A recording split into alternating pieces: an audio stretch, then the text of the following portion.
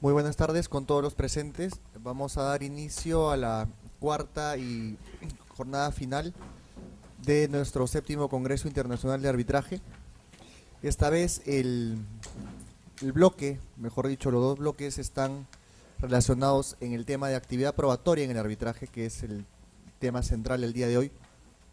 Y relacionado a ello tenemos preparado como primer bloque un subtema bastante interesante, que es el impulso probatorio en el arbitraje, el valor de las pruebas, la prueba ilícita, elección del perito y la finalidad de la pericia. Como ustedes pueden ver, es un tema que he tratado de juntar muchos temas bastante discutibles y de mucho contenido práctico y doctrinario dentro del mundo del arbitraje. Y vamos a tener un panel realmente también de lujo, como ya ha ocurrido en todos los demás bloques, para tratar estos diversos temas, ¿no? Entre los cuales vamos a poder abordar, digamos, a quién corresponde impulsar la actividad probatoria en el arbitraje. Es una actividad que debe asumir el árbitro, es una responsabilidad de las partes, cómo el árbitro debe valorar la prueba, qué consideraciones se debe tener en torno a la prueba ilícita en el arbitraje, opera igual que en el mecanismo judicial, y también algo muy importante, sobre todo en los arbitrajes de construcción, que es cómo, para qué y por qué elegir un perito, ¿no? Y cuál debe ser la finalidad de un informe pericial como prueba fundamental en estos tipos de arbitrajes que son, como ya hemos visto, los más usuales en nuestro medio. Para esto vamos a continuación a presentar a los distinguidos panelistas que nos van a acompañar el día de hoy. Así es, esta noche nos acompaña en este primer bloque como moderador el doctor Mario Castillo Freire. Él es abogado por la Pontificia Universidad Católica del Perú, es magíster en Derecho y doctor en Derecho por la Pontificia Universidad Católica del Perú. Además es socio de Mario Castillo Freire Abogados y árbitro registrado en el Centro de Arbitraje de la Católica. Contamos con la presencia del doctor Francisco González de Cosío, desde México. Él es abogado por la Universidad Iberoamericana, cuenta con estudios de posgrado en finanzas en la Universidad de Harvard, es magíster en Derecho por la Universidad de Chicago, doctor en Derecho por la Universidad de Chicago, árbitro internacional y socio de González de Cosío Abogados. Nos acompaña también la doctora Cecilia O'Neill de la Fuente. Ella es abogada por la Pontificia Universidad Católica del Perú, magíster en Derecho por la Universidad de Pensilvania, jefa del Departamento de la Facultad de Derecho de la Universidad del Pacífico y árbitro registrado en el Centro de Arbitraje de la Católica. Nos acompaña también el doctor Luciano Barqui Belauchaga. Él es abogado por la Universidad de Lima, magíster en Derecho por la Pontificia Universidad Católica del Perú y gerente legal de Plus Petrol y árbitro registrado en el Centro de Arbitraje de la Católica. También contamos con la presencia del doctor Billy Franco. Él es abogado por la Pontificia Universidad Católica del Perú, abogado asociado en el estudio Pizarro, Boto y Escobar y árbitro registrado en el Centro de Arbitraje de la Católica. A todos ellos recibimos con fuertes palmas, por favor. Se ha dado la palabra al doctor Mario Castillo, quien va a moderar este bloque. Muchas gracias. Muchas gracias. Mi saludo al doctor Guzmán Barrón, al Centro de Arbitraje de la Universidad Católica y a todos los presentes. En este bloque vamos a tratar acerca de diversos temas relativos a la actividad probatoria en el arbitraje. Confieso que hasta el día de ayer no había preparado ponencia alguna, pues presumía equivocadamente que mi labor como moderador iba a consistir exclusivamente en ceder el uso de la palabra a nuestros ilustres ponentes y efectuar alguno que otro comentario. Pero el martes asistí al bloque relativo a las tendencias de las controversias en los lados del arbitraje de contratación pública, habiendo escuchado la muy ilustrativa e inteligente ponencia del doctor Roberto Zúñiga, lo que me obligó a redactar esta ponencia que someto a consideración de ustedes como un aporte sobre la experiencia vivida. Uno de los temas más importantes en cualquier proceso, sea este de orden civil, arbitral, administrativo o penal, es el relativo a la actividad probatoria. En derecho penal rige la presunción de inocencia del imputado, de manera que si el Ministerio Público no aporta los medios probatorios que acrediten su culpabilidad, éste deberá ser absuelto. En los procesos de orden civil, ya sea que se tramiten en la jurisdicción ordinaria o en la jurisdicción arbitral, rige el principio general en el sentido de que quien alega un hecho debe probarlo. En otras palabras, es responsabilidad de aquel que pretende se declare un derecho el aportar los medios probatorios que acrediten la existencia de ese derecho, habida cuenta de que si no lo hace, la pretensión irremediablemente será desestimada. Así, la obtención de un resultado favorable para una pretensión procesal deberá pasar por una actividad probatoria lo suficientemente sólida como para que el tribunal la llegue a declarar fundada. Esto significa que el esquema a seguir es pretensión, actividad probatoria, resultado. En otras palabras, no puede obtener su resultado favorable a una pretensión si ésta no es probada de modo fehaciente. Hay que partir del supuesto de que en materia de la prueba civil generalmente no rigen presunciones favorables a aquel que pretende algo, con lo cual éste no tiene otra alternativa que probar. En buena cuenta, en los procesos civiles, ya sea de la jurisdicción ordinaria o arbitral, rige el principio establecido por el artículo 196 del Código Procesal Civil, en el sentido de que, salvo disposición legal diferente, la carga de probar corresponde a quien afirma hechos que configuran su pretensión o a quien los contradice alegando nuevos hechos. Esto, por lo demás, guarda plena concordancia con lo dispuesto por el artículo 200 del referido Código, cuando establece que cuando no se prueban los hechos que sustentan la pretensión, la demanda será declarada infundada. Resulta muy importante que en este Congreso se haya destinado 2 bloques a la actividad probatoria en el arbitraje. Habida cuenta de que este tema, por lo general, solo es abordado desde la perspectiva del proceso civil en la jurisdicción ordinaria. Poco o muy poco se escribe acerca de la actividad probatoria en el arbitraje. Solo para una referencia ilustrativa, diremos que el Código Procesal Civil destina 135 artículos, todo el título octavo de la sección tercera relativa a la actividad procesal, al tratamiento de los medios probatorios. En tanto, la ley de arbitraje regula la materia de manera inorgánica en solo 3 artículos. En el artículo 43 se establece que el tribunal arbitral tiene la facultad para determinar de manera exclusiva la admisión, pertinencia, actuación y valor de las pruebas y para ordenar en cualquier momento la actuación de aquellas que estime necesarias. Esta norma agrega que el tribunal está facultado para prescindir motivadamente de las pruebas ofrecidas y no actuadas, según las circunstancias del caso. Por su parte, el artículo 44 se refiere a los peritos y el 45 a la colaboración judicial a efectos de la actuación de medios probatorios. En ese sentido, resulta evidente que esta falta de regulación particular en sede arbitral acerca de la actividad probatoria genera un vacío importante que debe ser cubierto de una manera adecuada por la doctrina y práctica arbitrales. Así, la práctica enseña que, como no podría ser de otra manera, los principios que inspiran y rigen la actividad probatoria en los procesos civiles de la jurisdicción ordinaria son los que inspiran también la actividad probatoria en el arbitraje. Con esto no estoy diciendo que se produzca un trasvase tal cual de los principios y normativa del proceso civil ordinario, pero tal vez sea esta el área en la cual la aplicación de los principios del proceso civil al arbitraje ofrece menos resistencia. Queda claro que las reglas generales en torno a la aplicación de los principios son las mismas, pero obviamente no se aplicarán con el mismo rigor, en la medida en que el Código Procesal Civil no es formalmente de aplicación supletoria al arbitraje. Pero cuando hay un huérfano, siempre es necesaria una madre sustituta. Y la ley de arbitraje es huérfana en lo que respecta a la regulación de la actividad probatoria. Si se quiere, se trata de una orfandad voluntaria, pues bien se pudo haber regulado esto de manera minuciosa, pero se optó por una prácticamente total ausencia de regulación. Y entonces resulta natural que se tome como base o referencia natural para la actuación de medios probatorios lo dispuesto por el Código Procesal, no por tratarse de una ley ajena al arbitraje, sino por el hecho de que este cuerpo normativo condensa buena parte de los principios y doctrinas que el medio jurídico nacional ha interiorizado como suyos en materia de actividad procesal. Y no solo eso, pues cualquier código procesal civil materializa en norma legal las doctrinas imperantes en una sociedad acerca del proceso civil y particularmente, en el caso que nos ocupa, de la actividad probatoria en el mismo.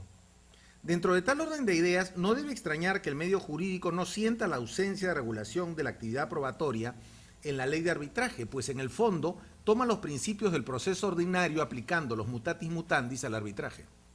En ese sentido, no debe extrañar que muchos escritos en materia arbitral hagan referencia al Código Procesal Civil, situación que no debe escandalizar a los tribunales arbitrales, pues el Código Procesal llena un inmenso vacío y ayuda al proceso arbitral en cuanto a las doctrinas sobre la prueba.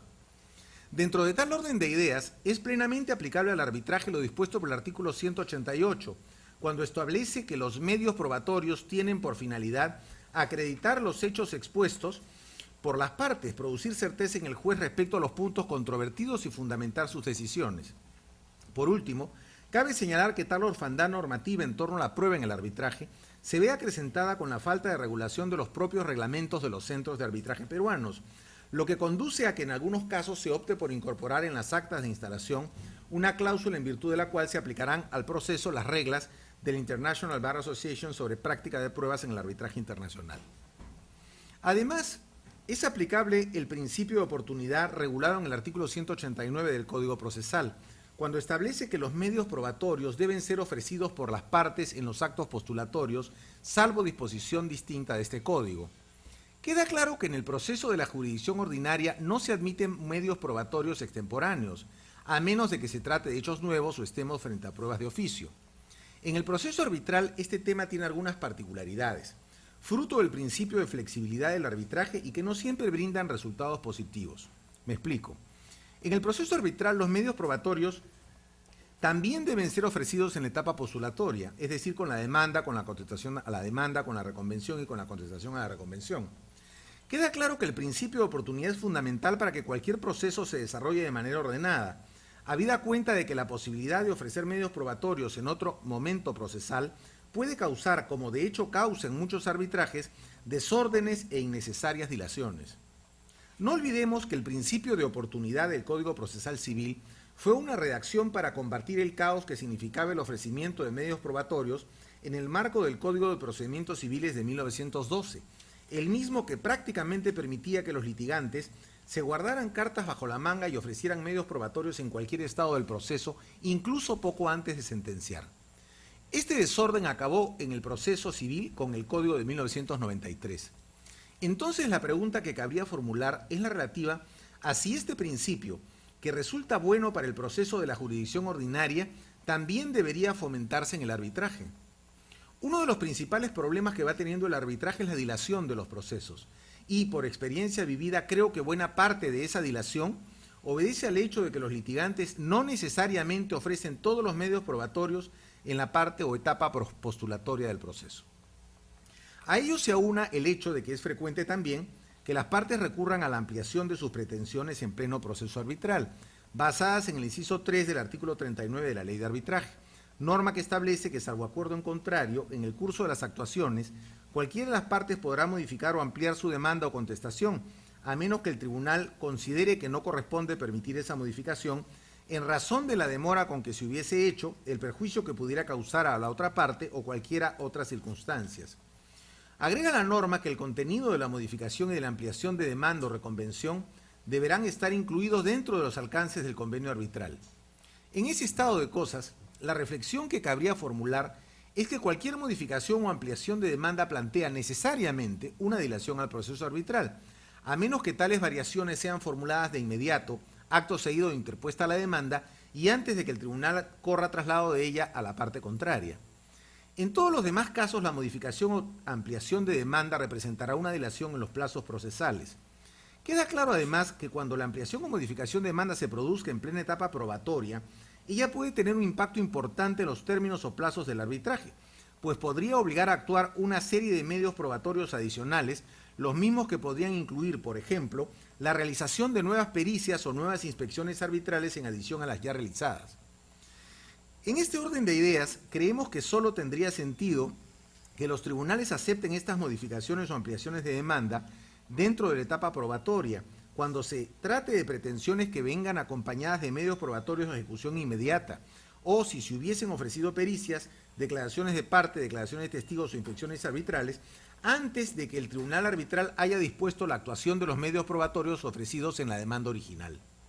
Caso contrario, aceptar la ampliación de pretensiones implicaría una distorsión en los términos que naturalmente debe guardar un proceso arbitral.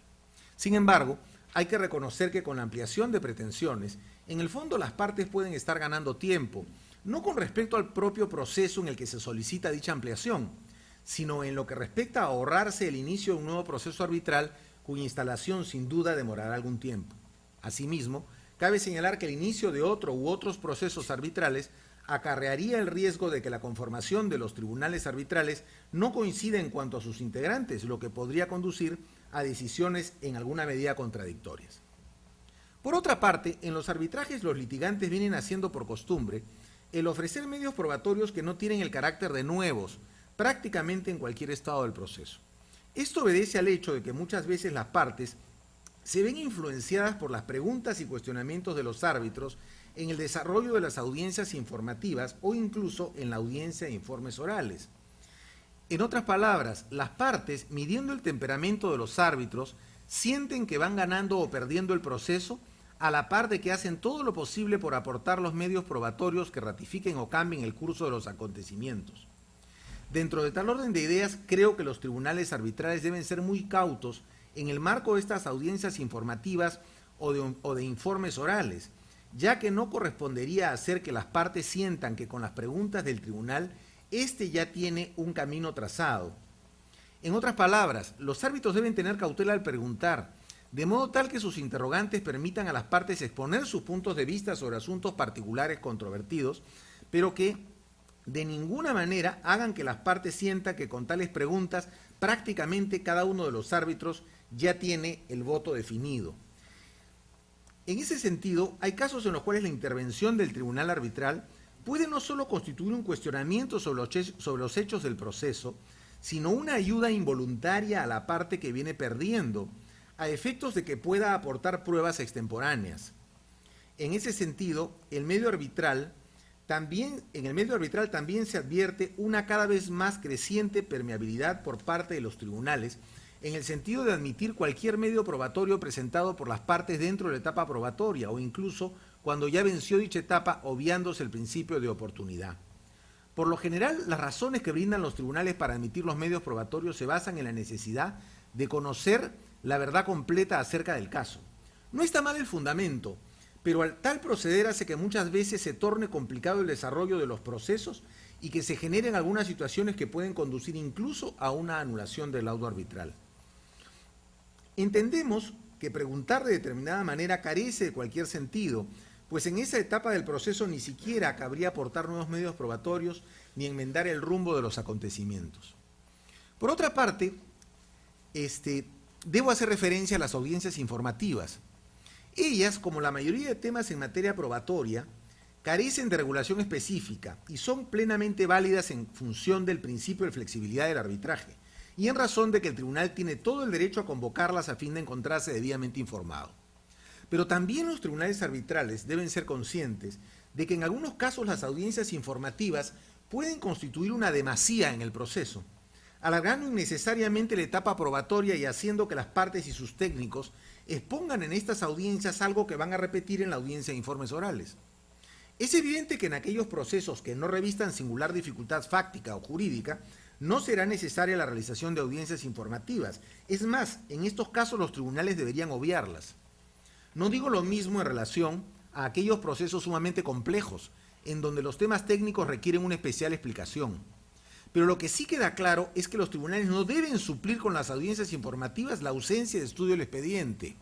En muchas ocasiones se aprecia que los miembros del tribunal arbitral recién se enteran de lo que ya está plasmado en el expediente semanas o meses atrás con la realización de una audiencia informativa. En cuanto a las pruebas de oficio, en lo que respecta a su ofrecimiento, debo decir que los medios probatorios se dividen en pruebas de parte y pruebas de oficio. Son pruebas de parte aquellas ofrecidas por los litigantes, en tanto que las pruebas de oficio son ordenadas motu proprio por el tribunal arbitral. Pero también tenemos pruebas ofrecidas por una parte para que sean actuadas de oficio por el tribunal. Se trata de un híbrido probatorio que fundamentalmente está centrado en las pericias. Como sabemos, las partes tienen la libertad de ofrecer como medios probatorios pericias que sean desarrolladas o ejecutadas por expertos que ellas mismas contraten. En ese sentido, la pericia será ofrecida en la etapa postulatoria y será presentada al tribunal arbitral durante la etapa probatoria por la parte que la ofreció.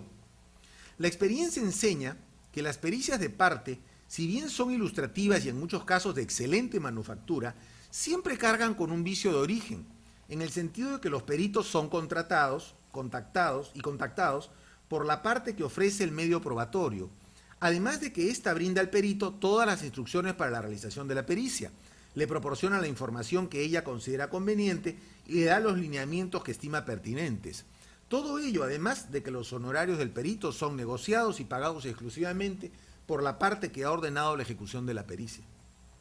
Dentro de tal orden de ideas, siendo conscientes de estas limitaciones formales en torno a la convicción que la pericia de parte pueda causar en el tribunal arbitral, los litigantes muchas veces ofrecen como medio probatorio la realización de una pericia, pero dejan en manos del tribunal la designación de los peritos, así como los lineamientos que deberán seguir los mismos, la información y documentación que deberán consultar, etc. En estos casos, obviamente, los honorarios del perito también serán sufragados por la parte que ofreció el medio probatorio, pues en estricto no se trata de un medio probatorio ordenado de oficio por el tribunal, sino de un medio probatorio cuya actuación va a ser dirigida por el tribunal, pero no por ello deja de ser un medio probatorio ofrecido por una parte. En ese contexto, ya que estamos hablando de pericias, resulta conveniente subrayar que este es el medio probatorio en donde más se observan pruebas de oficio.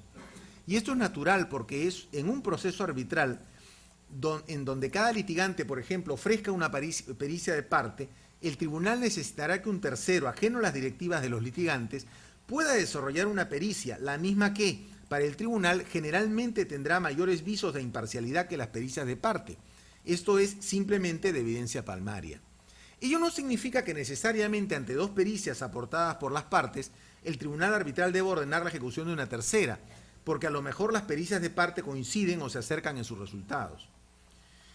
Así también es importante subrayar que las pericias no necesariamente van a determinar el curso del proceso, afirmación en la que incluimos a las pericias de oficio. Decimos esto, pues los tribunales arbitrales son quienes en última instancia van a resolver con una adecuada valoración de todos los medios probatorios aportados por las partes al proceso o aquellos que fueron actuados de oficio. No debe extrañar entonces que el laudo arbitral disponga algo distinto a lo establecido por los peritos de oficio. Muchas veces los litigantes tienden a distorsionar el valor probatorio de una pericia sobredimensionándolo. En algunos casos, los litigantes creen que porque la pericia de oficio señala algo, el tribunal arbitral va a laudar necesariamente en ese sentido. Los tribunales tienen que analizar muy detalladamente el contenido de las pericias de oficio, llegando en algunos supuestos a concluir de manera similar que los peritos, pero en algunos otros de modo radicalmente distinto, en la medida de que los tribunales deben tener la capacidad de desnudar inconsistencias, errores o tergiversaciones en los que hayan incurrido los peritos para la realización de su trabajo. Dado que en el arbitraje rige el principio de libre valoración de la prueba, las pericias son solo un medio probatorio más. Su importancia, al igual que la de cualquier otro medio probatorio, radicará en su seriedad y coherencia. Si bien es cierto que los medios probatorios de oficio más usuales son las pericias, debemos recordar que los tribunales arbitrales suelen ordenar de oficio también inspecciones, exhibición de documentos y, aunque en menores ocasiones, declaraciones de parte. Basado en la idea de que los tribunales tienen plenas facultades para ordenar la actuación de cualquier prueba de oficio, también debe partirse del principio de que la prueba de oficio debe tener como único fundamento el interés del tribunal por esclarecer la verdad y ellas de ninguna manera deben ayudar a alguna de las partes a complementar medios probatorios que no presentaron oportunamente en el proceso. Es evidente que la línea divisoria entre una situación y la otra resulta muy tenue, razón por la cual los tribunales arbitrales deberían tener sumo cuidado al ordenar la actuación de medios probatorios de oficio, de modo que cuando lo hagan la intervención del tribunal sea apreciada por las partes como la lícita y lógica intervención en pro del conocimiento de la verdad. En buena cuenta, consideramos que las pruebas de oficio deberían regirse por el principio que inspira su tratamiento en el Código Procesal, en cuyo artículo 194 se establece que cuando los medios probatorios ofrecidos por las partes sean insuficientes para formar convicción, el juez, en decisión motivada e inimpugnable, puede ordenar la actuación de los medios probatorios adicionales que considere convenientes. Como sabemos, el artículo 190 del Código Procesal regula la pertinencia e improcedencia de los medios probatorios, señalando que estos deben referirse a los hechos y a la costumbre cuando ésta sustenta la pretensión. Los que no tengan esa finalidad serán declarados improcedentes por el juez. En realidad, el mismo principio debería inspirar la actividad probatoria en materia arbitral. Sin embargo, se ha convertido en práctica habitual que los tribunales arbitrales admitan prácticamente todos los medios probatorios por más impertinentes o improcedentes que estos sean. Debemos recordar que la finalidad de no admitir medios probatorios impertinentes o improcedentes es no dilatar la etapa probatoria y no recargar la labor de los jueces, centrando como corresponde la actividad probatoria en aquellos medios de prueba que tengan directa relación con las materias controvertidas en el proceso y que sirvan para dilucidarlas. Así las cosas, en verdad creemos que los tribunales arbitrales deberían reconsiderar el proceder en cuanto a la admisión indiscriminada de medios probatorios. Es verdad que la razón por la cual los tribunales proceden de esta manera se basa fundamentalmente en la idea de la no afectación del derecho de defensa.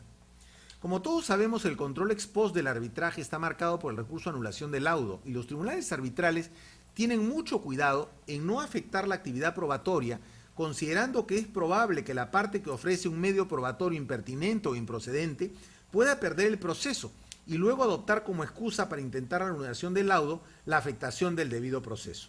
En buena cuenta, de lo que estamos hablando es que quien pierde un arbitraje pueda pretender la anulación del laudo señalando que no se le permitió probar su derecho al desestimarse los medios probatorios aportados. En ese sentido, es verdad que la admisión de pruebas que revistan estas características no deseadas por el derecho procesal constituye un riesgo calculado por parte de los tribunales arbitrales. La admisión de un medio probatorio impertinente o improcedente no va a perjudicar los derechos de la parte contraria, en la medida de que, como resulta obvio, tal medio probatorio no probará algo relevante en lo que respecta a las pretensiones controvertidas. Se podrá decir entonces que la admisión y actuación de tales medios probatorios constituye una demasía o una concesión a la voluntariedad probatoria de las partes, la misma que tiene por objeto evitar que éstas se sientan afectadas en sus intereses. En verdad el tema se reduce a admitir o no dichos medios probatorios. Creo que en el fondo tal admisión no afecta ningún derecho procesal ni constitucional y, en todo caso, si se entendiera que el debido proceso es afectado por esta circunstancia, como hemos visto, tal afectación no debería tener impacto alguno en el laudo arbitral, pues los medios probatorios que conduzcan a resolver las pretensiones, es decir, aquellos en que se basa el sentido del propio laudo, evidentemente no deberían ser aquellos medios probatorios impertinentes o improcedentes. El Código Procesal establece en su artículo 191 que todos los medios de prueba, así como sus sucedáneos, aunque no estén tipificados en dicho código, son idóneos para lograr la finalidad de acreditar los hechos expuestos por las partes, producir certeza en el juez respecto a los puntos controvertidos y fundamentar sus decisiones. Dentro de tal orden de ideas, el Código Procesal divide a los medios probatorios en típicos, declaración de parte, declaración de testigos, documentos, pericia, inspección judicial, y atípicos, que son aquellos no previstos en el artículo anterior, constituidos por auxilios técnicos o científicos que permitan lograr la finalidad de los medios probatorios, los mismos que se actuarán y apreciarán por analogía con los medios típicos y con arreglo a lo que el juez disponga. Como es evidente, la ley de arbitraje no establece una clasificación de los medios probatorios y la división efectuada por el Código Procesal no es propia del arbitraje. Por lo general, los procesos arbitrales no ofrecen dificultades en lo que respecta a aquello que se considera como medio probatorio, en el entendido de que los alcances de los medios probatorios son fundamentalmente aquellos señalados por la ley y la doctrina de la jurisdicción ordinaria. Tal vez el supuesto que ofrezca dudas es cuando las partes ofrecen dentro de sus medios probatorios informes de expertos, ya sea de orden técnico o legal. Es claro que las partes tienen, tanto en el proceso ordinario como en el arbitral, la libertad de presentar informes legales que les sustenten mejor sus posiciones. Total, los informes de abogados no son sino puntos de vista o análisis jurídicos sobre algunos o todos los aspectos de la materia controvertida y podrán contribuir a que los magistrados o los árbitros comprendan de una mejor manera el contenido del proceso o al menos refrescarán los argumentos jurídicos sobre el particular. En estricto, un informe legal no puede ser calificado como un medio probatorio, en la medida de que tales informes no prueban nada, pues son solo opiniones. El mismo razonamiento podríamos efectuar en torno a los informes de expertos en otras materias que no tengan la naturaleza de pericias, los cuales tampoco revestirán propiamente el carácter de medios probatorios. Solo se trata de puntos de vista particulares emitidos por profesionales destacados en alguna especialidad del conocimiento. Estos, al igual que los informes legales, no prueban nada. Dentro de tal orden de ideas, cuando un tribunal arbitral reciba de una de las partes un informe de estas características, en el transcurso del proceso solo le corresponderá emitir una resolución para que el mismo se tenga presente. Sobre esta materia, sobre la materia, yo quiero tratar también brevemente, voy a hablar unos 5 o 7 minutos más, voy a tratar acerca de la ineficacia y la prueba o pruebas ilícitas. Sobre esta materia la ley de arbitraje guarda silencio. A diferencia del Código Procesal Civil que regula la materia en su artículo 199, cuando establece que carece de eficacia probatoria la prueba obtenida por simulación, dolo, intimidación, violencia o soborno. Pensamos que esta norma también debería aplicarse a los procesos arbitrales, en la medida de que el derecho procesal no auspicia la actuación de medios probatorios obtenidos de manera ilícita. Aquí hay un gran vacío en la doctrina arbitral, pero entendemos que razones de orden público hacen imperiosa la aplicación de la norma procesal ordinaria en sede arbitral. Por lo demás, la Constitución y los códigos procesales en el Perú prohíben el uso de una prueba obtenida ilícitamente y en especial aquellas que provengan de la violación del derecho que tiene todo ciudadano al secreto de sus comunicaciones. Las comunicaciones, telecomunicaciones o sus instrumentos solo pueden ser abiertos, incautados, interceptados o intervenidos por mandamiento motivado del juez. Los documentos privados obtenidos con violación de este precepto no tienen efecto legal, precisa el artículo 2, inciso 10 de la Constitución, como derecho de toda persona. En el año 2013, el Tribunal Constitucional peruano definió la prueba ilícita en los siguientes términos. La prueba ilícita es aquella en cuya obtención o actuación se lesionan derechos fundamentales o se viola la legalidad procesal, de modo que la misma deviene procesalmente inefectiva e inutilizable. La posición del Tribunal Constitucional concuerda muy bien con la definición que de prueba ilícita otorga el nuevo Código Procesal Penal en el artículo 8 de su título preliminar. Todo medio de prueba será valorado solo si ha sido obtenido e incorporado al proceso por un procedimiento constitucionalmente legítimo. Carecen de efecto legal las pruebas obtenidas directa o indirectamente con violación del contenido esencial de los derechos fundamentales de la persona. La inobservancia de cualquier regla de garantía constitucional establecida a favor del procesado no podrá hacerse valer en su perjuicio.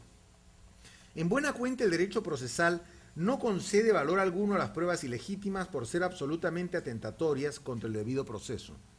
Estos principios relativos al debido proceso, como hemos visto, corresponden a garantías de orden constitucional, razón por la cual no cabe duda alguna de que también resultan aplicables a los procesos arbitrales. En lo que respecta a la valoración de los medios probatorios, como todos recordamos, el Código Procesal de 1912 establecía como régimen de valoración de los medios probatorios el de la prueba tasada. Esto significa que a los diversos medios probatorios se les asignaba una valoración previa antes de que ellos mismos fuesen aportados al proceso. Dicho sistema probatorio estaba tan arraigado que el Código Civil de 1984 todavía mantiene rezagos del mismo en los contratos de suministro y mutuo, en los artículos 1605 y 1649. Sin embargo, es así que desde el año en mención, en que rige el Código Procesal Civil, en los procesos seguidos en la jurisdicción ordinaria, rige un criterio radicalmente distinto al de 1912, el de libre valoración de la prueba, el mismo que está regulado en el artículo 197 del Código Procesal, que establece que todos los medios probatorios son valorados por el juez en forma conjunta, utilizando su apreciación razonada. Sin embargo, en la resolución serán expresadas las valoraciones esenciales y determinantes que sustentan su decisión. En primer término, debemos preguntarnos si existiría alguna razón para que el sistema de valoración de los medios probatorios en sede arbitral fuera diferente que en sede de la jurisdicción ordinaria. La ley de arbitraje se pronuncia tangencialmente sobre el particular, de manera muy escueta, y es muy probable que las reglas complementarias que rijan el proceso tampoco establezcan algo muy específico al respecto. Nos referimos concretamente al eventual reglamento aplicable al caso, si se tratara de un centro de arbitraje, o a las normas establecidas en el acta de instalación del tribunal arbitral. Pero por lo general tales instrumentos no se pronuncian sobre la valoración de los medios probatorios. Dentro de tal orden de ideas constituye un valor entendido que en el arbitraje rige el mismo principio que en la ley procesal civil, vale decir el contenido en el artículo 197 del Código Procesal.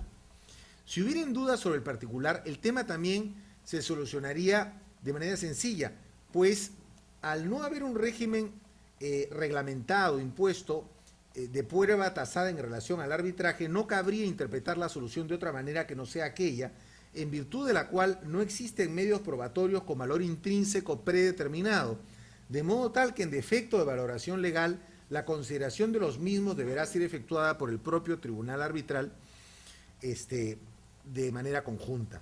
Es así que los tribunales arbitrales deben hacer una valoración en conjunto de los medios probatorios. Esto significa que ellos deberán ser considerados los unos con respecto a los otros.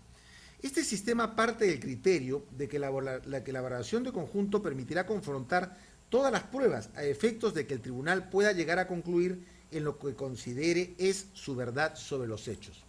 Es evidente entonces que la valoración de conjunto permitirá esa apreciación global del proceso, lo que no equivale a que el tribunal otorgue similar valor a todos los medios probatorios, pues sin duda en esa apreciación de conjunto algunos medios pesarán más que otros, o incluso en algunos casos específicos habrá medios probatorios que no tengan frente a sí otros que el tribunal deba confrontar.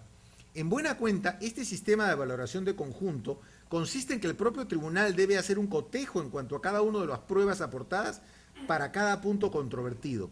Y dado que es usual que los puntos controvertidos coincidan con las pretensiones procesales de las cuales derivan, se podrá concluir en que el referido cotejo permitirá al tribunal arbitral dilucidar paulatinamente en el laudo su posición sobre cada pretensión procesal. Dentro de tal orden de ideas, el criterio de valoración de la prueba que rige en el arbitraje pasa necesariamente por el hecho de partir del criterio de que todos los medios probatorios pueden ofrecer a priori igual credibilidad.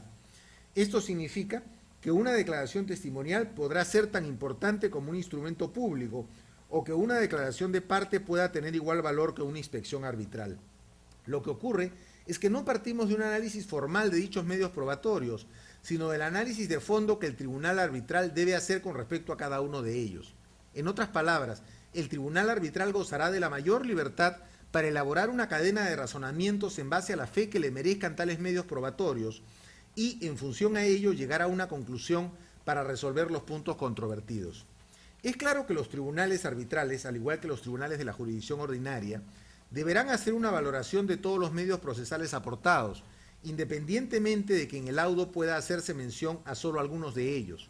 Esto es natural y no afecta en lo absoluto el debido proceso, dado que los tribunales siempre se encuentran frente a medios probatorios que, si bien son pertinentes, no revisten mayor importancia a efectos de probanza, dado que en el propio expediente se han actuado otros medios que revisten un peso trascendental para la resolución del caso y que pueden tornar inútil o superfluo el recurrir a la mención de aquellos medios probatorios de escaso impacto en la decisión de la controversia.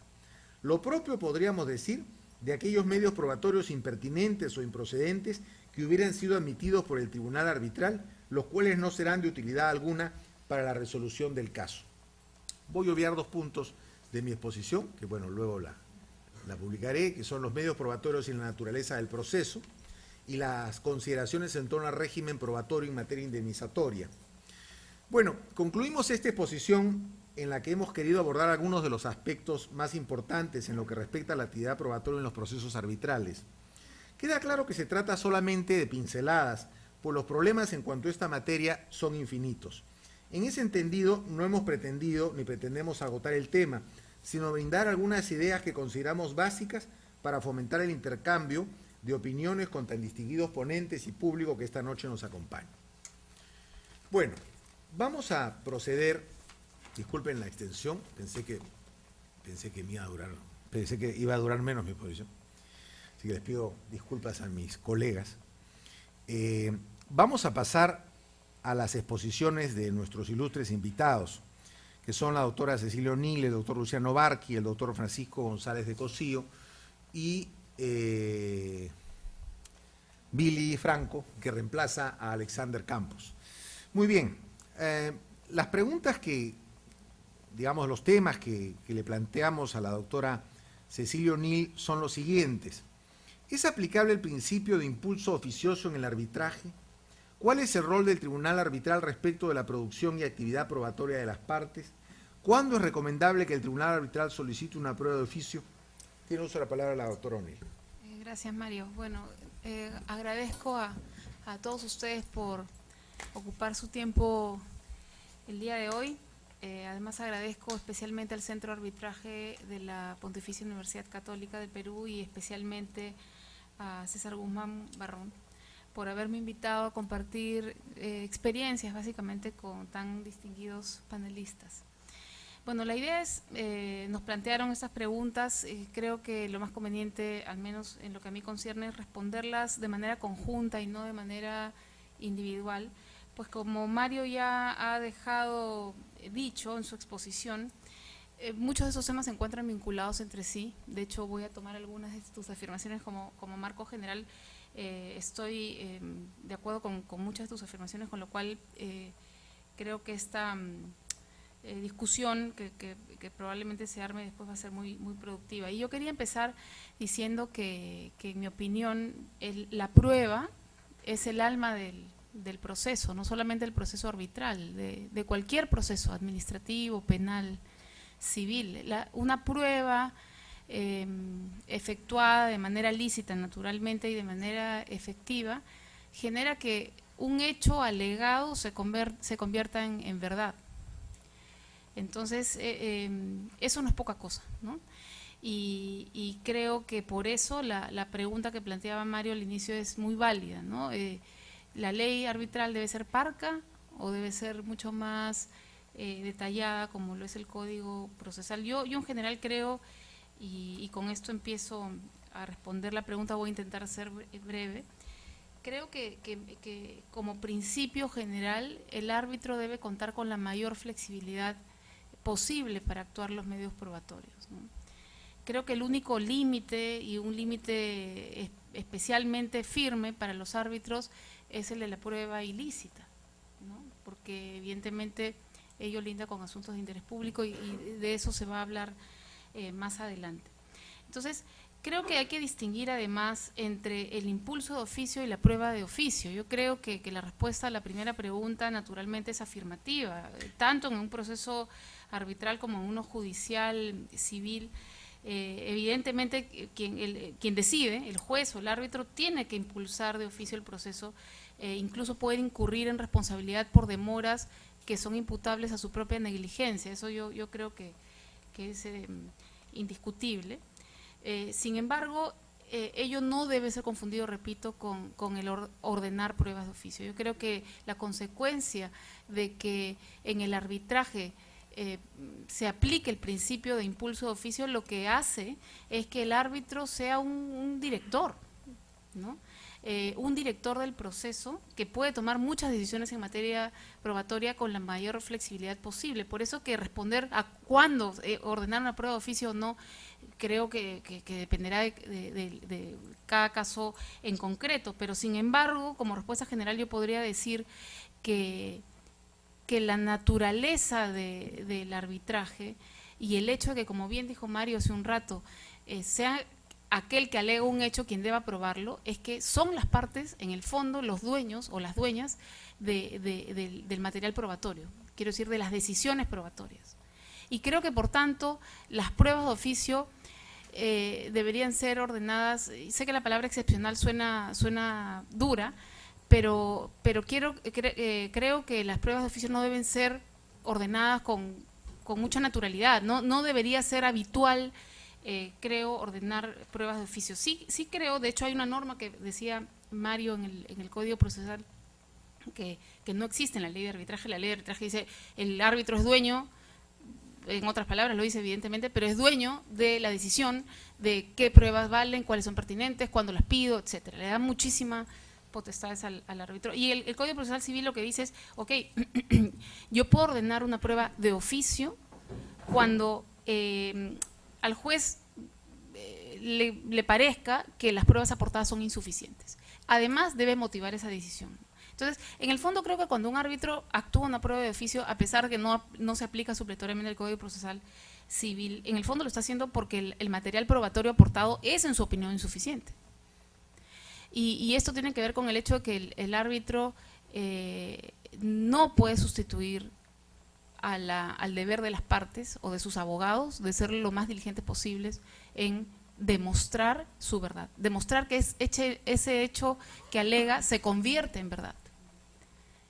Y creo que todos los abogados litigantes deberían tener en cuenta que, como decía al comienzo, la prueba es el alma del proceso.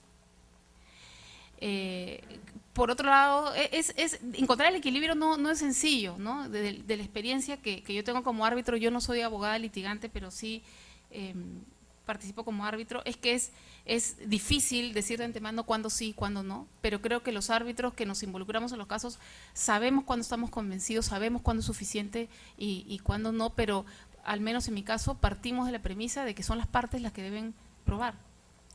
Y para esto yo creo que hay que tratar de encontrar un equilibrio, hablando de equilibrio, entre un proceso que sea, desde el punto de vista del material probatorio, excesivamente inquisitivo o excesivamente dispositivo. O sea, ningún extremo creo que es bueno, porque si soy un árbitro muy inquisitivo, una situación teórica, absolutamente inquisitivo, le quito a las partes la posibilidad de decidir qué es lo que hace falta probar y de qué manera. Y si soy absolutamente dispositivo, me expongo a que tenga una parte débil u ociosa y una parte fuerte que aporte material probatorio que al árbitro le parece impertinente y que tenga que admitir necesariamente. Por eso creo que jugar con moverme dentro de estos dos rangos es una cuestión más que teórica, creo que de intuición y lo nombra. Se presenta la pericia, no le gusta a ninguno de las dos partes, cada uno presenta sus observaciones y además de eso, una de las partes quiere presentar otra pericia porque alega que su derecho de defensa va a ser vulnerado. O sea, creo que hay que saber parar, ¿no?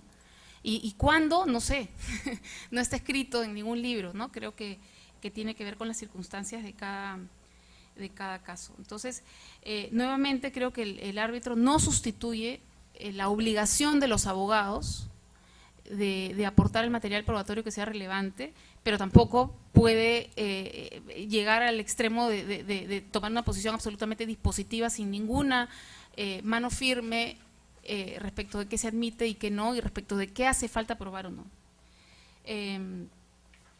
Ahora, si bien las leyes arbitrales y de hecho la nuestra, la ley modelo arbitral, etcétera, le dan a los árbitros la posibilidad de decidir qué entra como material probatorio y qué no, sí creo que hay algunas medidas o cuestiones prácticas que creo que un árbitro sí podría tener en cuenta para orientar a las partes sobre aquello que hace falta probar de cara a este rol de director del proceso. Yo creo que en un arbitraje complejo un árbitro puede sentar a las partes desde el comienzo y ordenar la producción de la prueba, ¿no? Sin perjuicio que las partes evidentemente aprueben las pruebas que sean necesarias, fijar el orden en que estas se van a producir, establecer claramente respecto de qué se van a pronunciar los peritos que se designen o los testigos que se ofrezcan. Yo sí creo que un árbitro debe saber preguntar en una audiencia sin miedo, ¿no? Yo sé que hay el temor de muchos árbitros de adelantar opinión, entre comillas, pero por otro lado, nuevamente, la prueba es el alma del proceso, porque nos conduce a la verdad.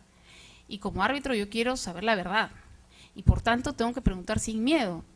Hay maneras de hacerlo, evidentemente, sin soplarle a las partes los argumentos consciente o lamentablemente muchas veces, mejor dicho, inconscientemente o lamentablemente muchas veces conscientemente. Pero yo sí creo que hay que preguntar, porque yo creo que las partes también tienen derecho a saber por dónde vienen las cosas. Dependerá de en qué etapa del proceso estamos, pero por dónde vienen las cosas en el sentido de sentir si su tribunal está persuadido o no, si hace falta presentar una prueba adicional, si el tribunal ha encontrado o está encontrando hasta el momento una relación de causalidad entre los hechos alegados y la consecuencia pedida, ¿no? Yo creo que un tribunal con cautela, pero sí debería no tener miedo a hacer esto. Y de hecho hay muchas decisiones que pueden tomar los árbitros de cara a este rol director. Por ejemplo, la decisión de adoptar o no un laudo parcial, yo creo que tiene que ver en parte con este rol director de la etapa probatoria, ¿no?, de los árbitros. Yo creo que el típico ejemplo del proceso en el que se están litigando daños y el típico ejemplo del libro de laudo parcial es claro, primero determino si hay responsabilidad o no, laudo, y luego defino cuáles daños son, y recién en ese momento se aporta el material probatorio necesario para no perder tiempo antes, ¿no? Y yo creo que ese es un típico caso en el que esta decisión tiene que ver precisamente con el rol del árbitro de dirigir cómo se prueba y en qué momento, y no desperdiciar las pruebas. Quiero decir, creo que hay un principio de economía y de eficiencia que tiene que ver en la decisión del árbitro de admitir o no admitir determinadas pruebas, ¿no? Lo mismo, como ya dije, limitar el número de las pericias, no correr traslados eternamente, haciendo las preguntas correctas, decidiendo si se debe pedir una pericia adicional o no, ¿no? Ahora, esto no significa que el árbitro deba cambiar pues la estrategia de las partes, pero sí creo que les puede dar luces sobre lo que está pasando en el proceso. Yo creo que el límite más importante es, como les decía hace un rato, un límite claro, no sé si es el más importante, pero al menos sí objetivo, es el de la prueba ilícita, ¿no? Es interesante, por ejemplo, hay situaciones hipotéticas, ya podríamos entrar un montón de situaciones. ¿Qué pasa, por ejemplo, si una de las partes decide no aparecer más en el proceso y el proceso continúa? El árbitro, en ejercicio de su rol de conductor de la actividad probatoria, debe entonces aumentar la carga probatoria del otro, por ejemplo, ya que hay un desaparecido. ¿Cómo me manejo en el nivel probatorio que le tengo que pedir a quien se mantiene en el proceso? Yo creo que esa es una pregunta compleja de resolver. Tengo la impresión de que no, pero en fin, y preguntas como esas hay. ¿Puede hacer el árbitro una inferencia negativa, por ejemplo, si es que yo ordeno una prueba en ejercicio no solamente de mi derecho o deber de impulsar de oficio, sino de pedir una prueba de oficio y no me la presentan? ¿Puedo decir, entonces pues, hay unas reglas, por ejemplo, en las reglas de la IVA te dicen que sí, que tú puedes hacer inferencias negativas si te niegas a presentar una prueba pedida por el árbitro o pedida por una de las partes y que el árbitro haya decidido que se deba presentar. Entonces hay un montón de situaciones en la práctica que son las que van a llevarnos a encontrar la respuesta a las preguntas formuladas. Por ahí leía que los tribunales europeos continentales, digamos, suelen ser un poco más conservadores que los tribunales propios del derecho anglosajón al pedir las pruebas de oficio, aunque esta tendencia conservadora está debilitándose. Y entonces creo que eso también tiene que ver con la cultura procesal, con la cultura jurídica que está en nuestras cabezas de litigantes y de árbitros, ¿no? Y bueno, se presentan particularidades propias de cada tipo de prueba. Muchas veces ocurre, no sé si les ha ocurrido, pero a veces tratándose de peritajes, por ejemplo, las partes creen que los peritajes de parte son suyos. Y no, pues, no son suyos. Son del proceso. Y a mí me ha pasado más de una vez que cuando una parte ofrece una pericia y propone sobre qué elementos o sobre qué tema se debe pronunciar el perito, claro, se corre traslado, la otra parte dice ya, ok, pero yo también quiero que el perito, ese perito, tu perito, lo ofrecido por ti, no otro, diga 1, 2, 3. Quien ofrece la pericia dice, no, es mi pericia, ¿no? Entonces, claro, el otro dice, no te preocupes, porque si eso es más trabajo para el perito, yo lo voy a pagar. O sea, pero quiero que no solamente diga a veces, sino además 1, 2, 3. Y yo creo que hay que saber deslindar sobre dos situaciones. ¿Quién ofrece el medio probatorio y a quién le pertenece, ¿no? Y bueno, igual con los testigos, ¿no? Yo creo que o sea, si bien las normas naturalmente permiten a los árbitros ser muy proactivos en la conducción del tema probatorio, sí creo que hay que tener cuidado con qué tan intrusivos podemos ser, y creo que sí tenemos que partir de la premisa de que son las partes las que tienen que digamos, tomar las decisiones en principio en materia probatoria. En fin, hay situaciones ya particulares a las que ya no quiero entrar, propias de exhibiciones de documentos y en fin, otro tipo de material probatorio, ¿no? Pero yo creo que con esto ya doy una respuesta general a las preguntas que se me han formulado. Gracias. Muchas gracias, Cecilia. Vamos a formular algunas interrogantes al doctor Luciano Barqui. ¿Qué criterios debe emplear el tribunal arbitral al momento de valorar las pruebas? ¿Cómo equilibrar la libertad de valoración con el derecho de defensa de las partes? ¿Qué tipos de pruebas son las más importantes según el tipo de controversia sometida a arbitraje? Muchas gracias, Mario. Ante todo, agradecer al Centro de Arbitraje de la Católica por la invitación y a ustedes por su presencia en un día tan especial, ya próximos al partido de fútbol. Y a propósito, me acabo de acordar de una anécdota que tiene relación entre el arbitraje y el fútbol. Y era que hace poco me fue a visitar una señorita de las AFPs en ocasión del cambio en el horizonte, en fin, ¿no?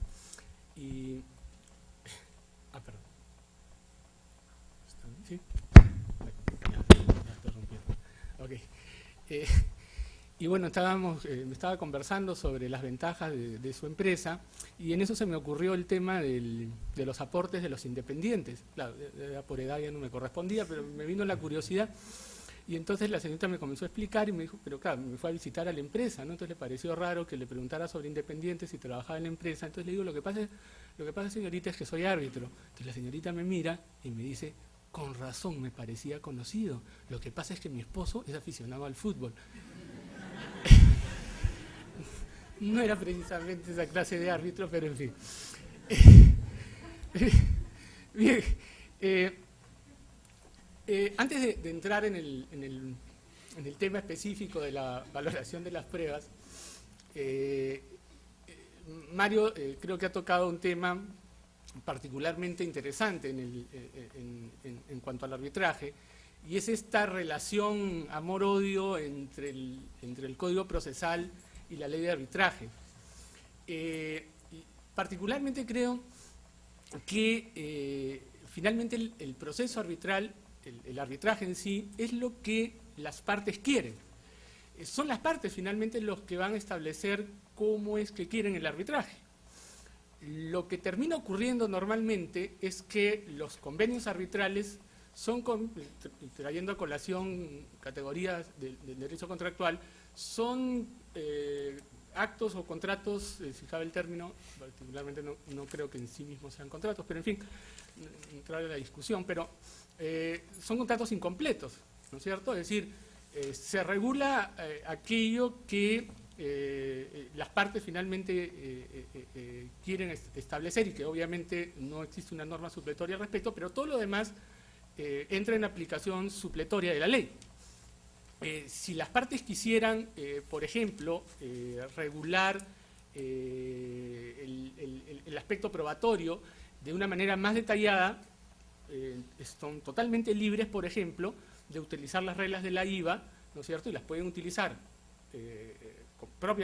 como propiamente el proceso, digamos así, como reglas del proceso, o simplemente como guías, ¿no es cierto? Como pautas que puedan seguir el arbitraje.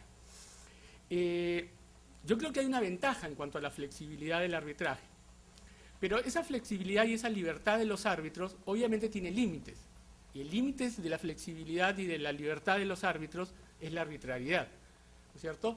Y por lo tanto es seguramente difícil de controlar, pero hay una serie de mecanismos dentro del proceso mismo que lo permiten.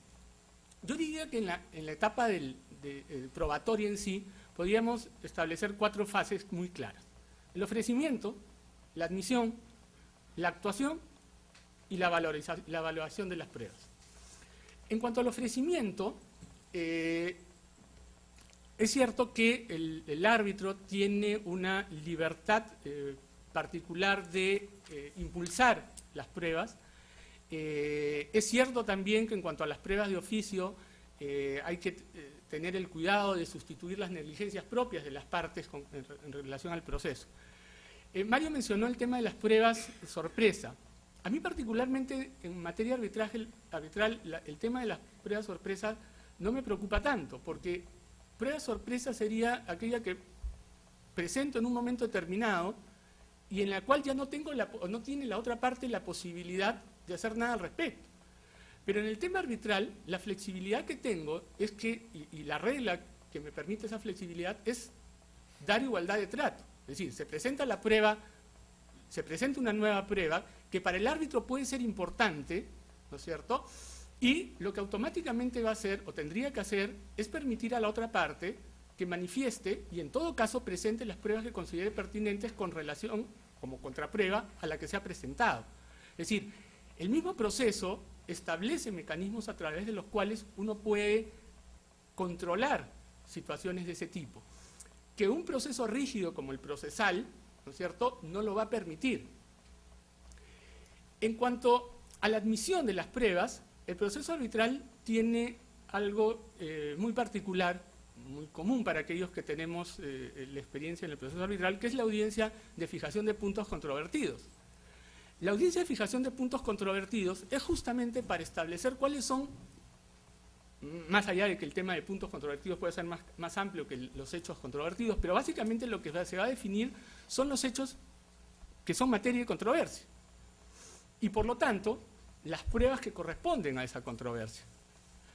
Si el problema fundamental, y aquí con relación a la audiencia de fijación de puntos controvertidos, es que, primero, normalmente se estila que los puntos controvertidos terminan siendo las pretensiones, ¿no es cierto? Las pretensiones de las partes se convierten en puntos controvertidos, cuando esa no es realmente la idea del punto controvertido.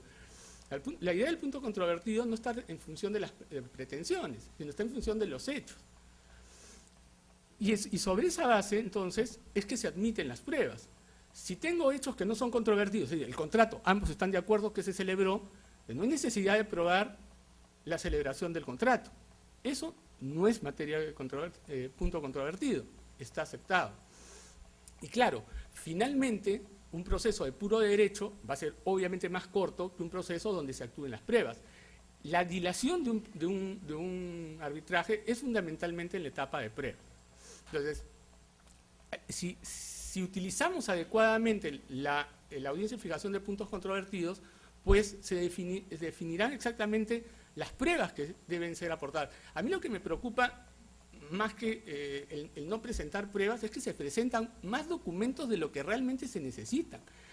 A veces se presentan una cantidad de files impresionantes de documentos que yo les puedo asegurar que es imposible que alguien los pueda leer y que no tienen relación directa con los hechos que son materia del proceso. Y es justamente a través de la audiencia en lo que uno se puede descartar, ir a lo concreto y ir a las pruebas que corresponde realmente. En lo que se refiere a la actuación, yo creo que sí, la posibilidad y la flexibilidad que tiene el tribunal de poder actuar las pruebas de una manera más abierta que el proceso es una gran ventaja. Por ejemplo, ¿no es cierto?, en el caso de testigos. En el caso de testigos hay cosas que no se aplican al proceso. Por ejemplo, la toma de juramento. Algo que me preocupaba las primeras veces que tuve en arbitraje era el famoso, cómo le iba a tomar juramento al testigo.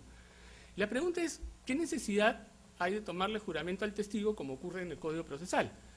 En el caso del Código Procesal podría tener un sentido, claro, porque el Código Penal, en el caso de falso testimonio, sí, en el caso del testigo, resulta de aplicación. Pero el Código Penal habla expresamente de procedimiento judicial, y en ese caso no se aplica al arbitraje. Por lo tanto, tomarle juramento al testigo no tiene mayor sentido en materia arbitral. En cuanto a la exhibición, si nos ceñimos al Código Procesal, la exhibición, yo tengo que indicar, ¿no es cierto?, como parte, cuál es el documento, indicar más o menos cuál es el documento, las características del documento que quiero que me exhiban. ¿Por qué no podría utilizar, por ejemplo, en el proceso, el discovery?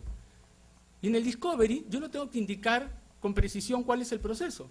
Me bastaría con decir que me presenten todos los correos electrónicos recibidos de tal fecha a tal fecha, ¿no es cierto?, vinculados al tema contractual.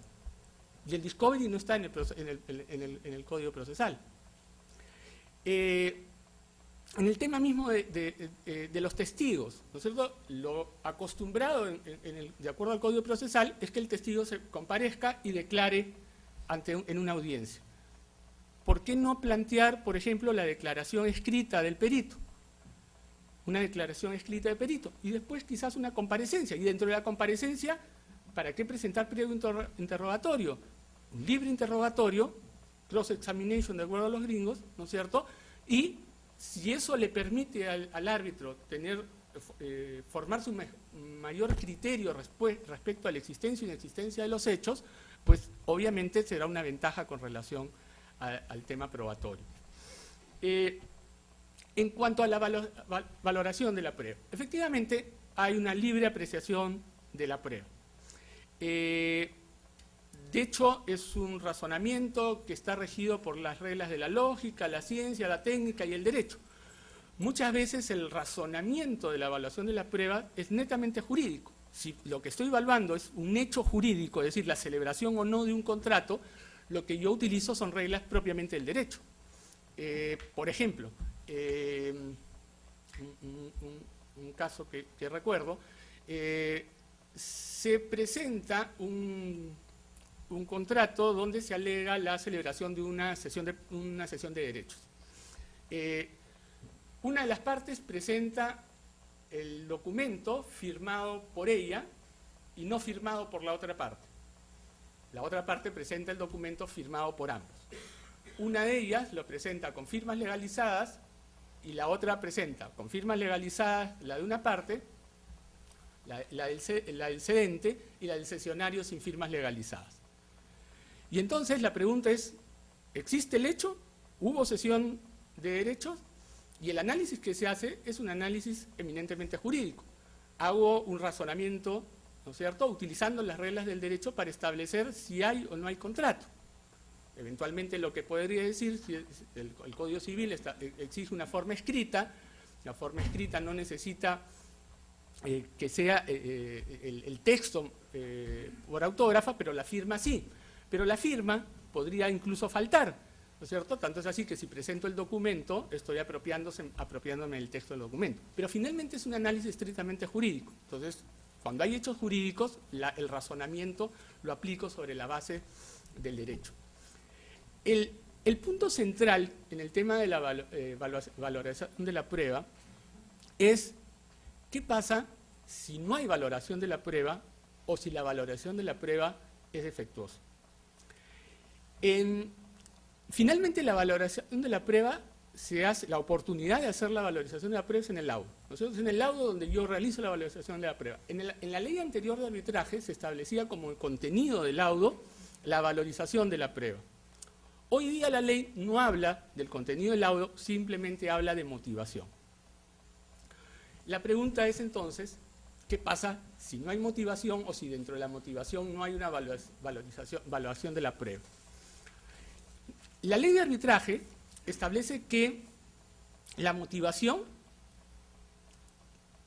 es una regla por defecto, ¿no es cierto? Es decir, se aplica salvo que las partes hubiesen establecido que no hay necesidad de motivación. Es decir, en el arbitraje es posible que las partes acuerden que no hay motivación, es decir, simplemente que el árbitro decida y no explique cómo es que llega a esa decisión. Finalmente, la voluntad de las partes. En ese caso, pues, obviamente, tampoco interesará cuál es la valorización de la prueba, es decir, qué valor probatorio le ha asignado a las pruebas ofrecidas para determinar la existencia o inexistencia de los hechos. No interesa. Pero, ¿qué pasa si se aplica la regla por defecto? Es decir, si hay motivación. La pregunta es, ¿la falta de motivación puede o constituye una causal de anulación? En las causales de anulación, específicamente, no aparece en ningún momento que la falta de motivación o una motivación defectuosa constituya una causal de anulación. Sin embargo, sí es causal de anulación cuando las actuaciones de los árbitros se han realizado sin tomar en consideración el acuerdo de las partes. Y en este caso, entonces, lo que hay que tener en consideración es lo que en derecho contractual se llama integración. La integración significa que las partes no solo se obligan a aquello que expresamente han establecido en el texto del acuerdo, sino que también se integran, por ejemplo, las normas. Y por lo tanto, si la ley establece que debe ser motivada y las partes no han pactado en contrario, significa que las partes han acordado, debe entenderse que las partes han acordado que hay motivación. Por lo tanto, si el árbitro no motiva, desde mi punto de vista, se está generando una causal de anulación. En ese punto, ahí debo hacer referencia a Alfredo Burla, que está aquí presente, y Alfredo considera, y me corregirá si me estoy equivocando, que solamente esto que acabo de decir funciona sobre la base de la falta de motivación, pero no ocurre en el caso de motivación defectuosa. ¿Correcto? ¿Sí? Y ahí particularmente discrepo con Alfredo, porque es como si me dijeran que cuando me obligo a entregar un auto, no importa si el auto cuando lo entrego no camina, pero que lo importante es que entregue el auto. Yo creo que si me obligo a entregar el auto, significa que estoy obligando a entregar un auto que camine, es decir, que cumpla la función idónea. Y por lo tanto, si me estoy obligando, o existe el deber de motivación, creo que debe ser una motivación adecuada, no simplemente que motive, sino que motive adecuadamente. Entonces, desde mi punto de vista, incluiría el supuesto de motivación defectuosa. Ahora, la pregunta es, ¿la falta de evaluación de la prueba lo podemos incluir dentro del supuesto de la falta de motivación? Y el asunto es un poco complicado, ¿no es cierto? Porque si la motivación es el razonamiento, ¿hasta qué punto puede haber un cierto grado de razonamiento respecto a los hechos para llegar a mi conclusión y faltar la evaluación de la prueba? Eso puede ser un poco más discutible. Pueden darse casos o situaciones particulares respecto a esa situación. Pero lo cierto, desde mi punto de vista, es que tanto la ausencia de evaluación de la prueba como una evaluación defectuosa de la prueba podría llevar, sobre la base que acabamos de indicar, que son las actuaciones de los árbitros, sin tomar en consideración o seguir los acuerdos de las partes, creo que sí pudiera ser un supuesto de causal de anulación. De hecho, me queda perfectamente claro las dos posiciones que existen. Aquellos que consideran que debe ser causal de anulación y aquellos que consideran que no debe ser causal de anulación. Finalmente son dos intereses contrapuestos. Aquellos que dicen que no debería ser causal de anulación, finalmente lo que quieren es que el laudo sea un laudo definitivo y no abrir la puerta a la posibilidad de estar discutiendo aspectos de fondo o pretexto de discutir si se ha evaluado bien o no un determinado medio probatorio. Por el otro lado, aquellos que defienden la posibilidad de anulación del laudo sobre la base de una ausencia de motivación o de una motivación defectuosa, o si lo queremos ver desde el punto de vista de la evaluación, una ausencia de evaluación o una evaluación defectuosa, lo que consideran es que hay que primar o debe primar el debido proceso, ¿no es cierto? Y nos dicen, el hecho de haber pactado el arbitraje no significa renunciar a derechos fundamentales. Son dos intereses en juego, sin duda alguna, ¿no es cierto? Y aquí viene un tema de ley elata o de ley eferenda, ¿no es cierto? Es decir, ¿qué es lo que dice realmente la ley y qué es lo que debería decir? Insisto, y con esto termino, creo que la causal de anulación en la cual es causal de anulación cuando la actuación de los árbitros no se ajusta a lo acordado por las partes, nos permitiría a las partes acudir a la anulación del laudo por una falta de evaluación de la prueba o una evaluación defectuosa. Eso es todo. Muchas gracias. Bien.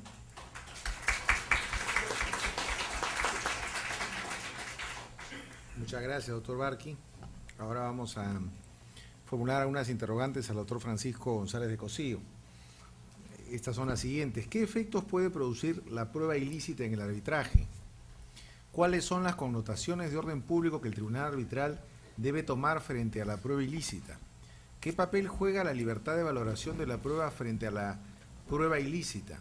¿Qué consecuencias puede traer para un tribunal arbitral valorar una prueba ilícita? Y finalmente, ¿con qué remedios cuenta la parte afectada ante una prueba ilícita? Doctor. Gracias, doctor Castillo. Gracias a la Pontificia Universidad Católica de Perú y su Centro de Arbitraje por la invitación, y muy en especial a don César Guzmán Barrón por sus cortesías. Cuando me invitaron a participar en este evento y me dijeron que el tema iba a ser actividad probatoria, no quise perder la oportunidad de platicar sobre la prueba ilícita, primordialmente porque era algo que cuando me invitaron tenía muy en mente. Es algo que conforme he investigado y le he dedicado tiempo para pensar, me he encontrado con que es un tema fascinante, es un tema, como anunciaba el doctor Castillo en su presentación, en el que hay casi nula investigación y ponderación académica. Y quiero, si me lo permiten, presentarles una teoría cuádruple, que refleja el estatus actual de lo que he investigado, vivido y pensado sobre esto, y sujetarlo a su escrutinio, tanto el público como los expertos que están aquí presentes. Deben saber que tengo un artículo que voy a comunicar para la memoria que documenta este congreso, y está como en 75-80% acabado. Mucho agradeceré que me saquen de cualquier error que esté diciendo. ¿Por qué me interesa tanto el tema? Es triste decirlo, pero es bastante más frecuente de lo que uno piensa ver que en casos arbitrales, no solo arbitrales, obviamente judiciales, pero hay elementos ilícitos. Y por ilícito, siguiendo la invitación que hizo el doctor Castillo sobre cómo definir esto, yo quiero tomar una definición muy amplia para poder abarcar el fenómeno en su totalidad. Y ¿será ilícita una prueba que viole alguna norma? Es una noción concisa, es una noción mucho más amplia que la mayoría de la doctrina, lo que he encontrado, inclusive que el tribunal que usted citó, y cuando toquemos los 4 puntos van a ver por qué quiero abarcar una noción tan amplia y tan concisa en su definición. Entonces, este es el primer motivo por el cual me interesó, su frecuencia. En mi caso, en los últimos 2 años, he tenido 4 casos en los cuales ha habido pruebas ilícitas. Y esto me ha impactado tanto que con expertos que he platicado el fenómeno y cómo resolverlo, me he encontrado con que hay una enorme división internacional sobre qué hacer como árbitro ante esta circunstancia. Y este es el segundo motivo por el cual me interesa. La polémica. De hecho, encontré un autor que dice, le explica muy poco, pero una observación interesante que dice es probablemente el tema más polémico de todo el derecho procesal. Y estoy seguro que esa polémica se va a reflejar aquí en los 4 puntos que trataré. Y tercero, creo que para el arbitraje representa retos particulares. Cuando uno estudia el tema, uno se encuentra con que las personas o los sistemas que han analizado el tema de la ilicitud y han generado derechos sobre ello, son distinguibles del arbitraje en varias cuestiones. Por ejemplo, mucho del derecho, de derechos procesales locales que han abordado esto, tienden a ser regímenes tanto policiales como criminales. Regímenes que buscan impartir justicia, que es algo muy distinto que lo que hacemos en arbitraje. En arbitraje resolvemos problemas, no impartimos justicia. ¿Debe haber, por esta diferencia, una distinción en el tema de la prueba ilícita? Algunos dirán, por supuesto que sí, porque si eres un impartidor de justicia y toleras una prueba ilícita, lo que haces es mandar un mensaje social a los entes con poder, a la gente que investiga, que puedes hacer o puedes cometer ilicitudes al momento de investigar, y esas pruebas puedes utilizarlas en proceso. Y eso es distinto en arbitraje. Esa distinción amerita un trato distinto, es una primera interrogante que hago. Y por último, otra distinción que debe ser tomada en cuenta es que los tribunales arbitrales no tienen los recursos que tienen los poderes judiciales locales, los órganos locales que varían, por ejemplo, policiales, para investigar. Y esta distinción también puede hacer una diferencia en cómo manejar el problema.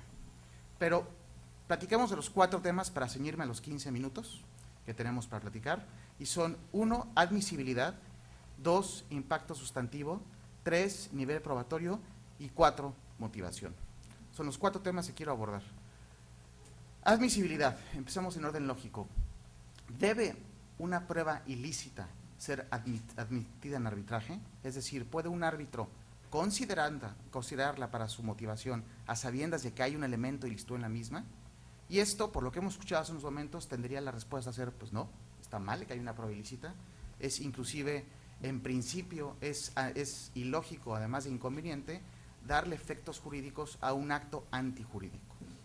Primer factor. Segundo factor, queremos no fomentar el fenómeno.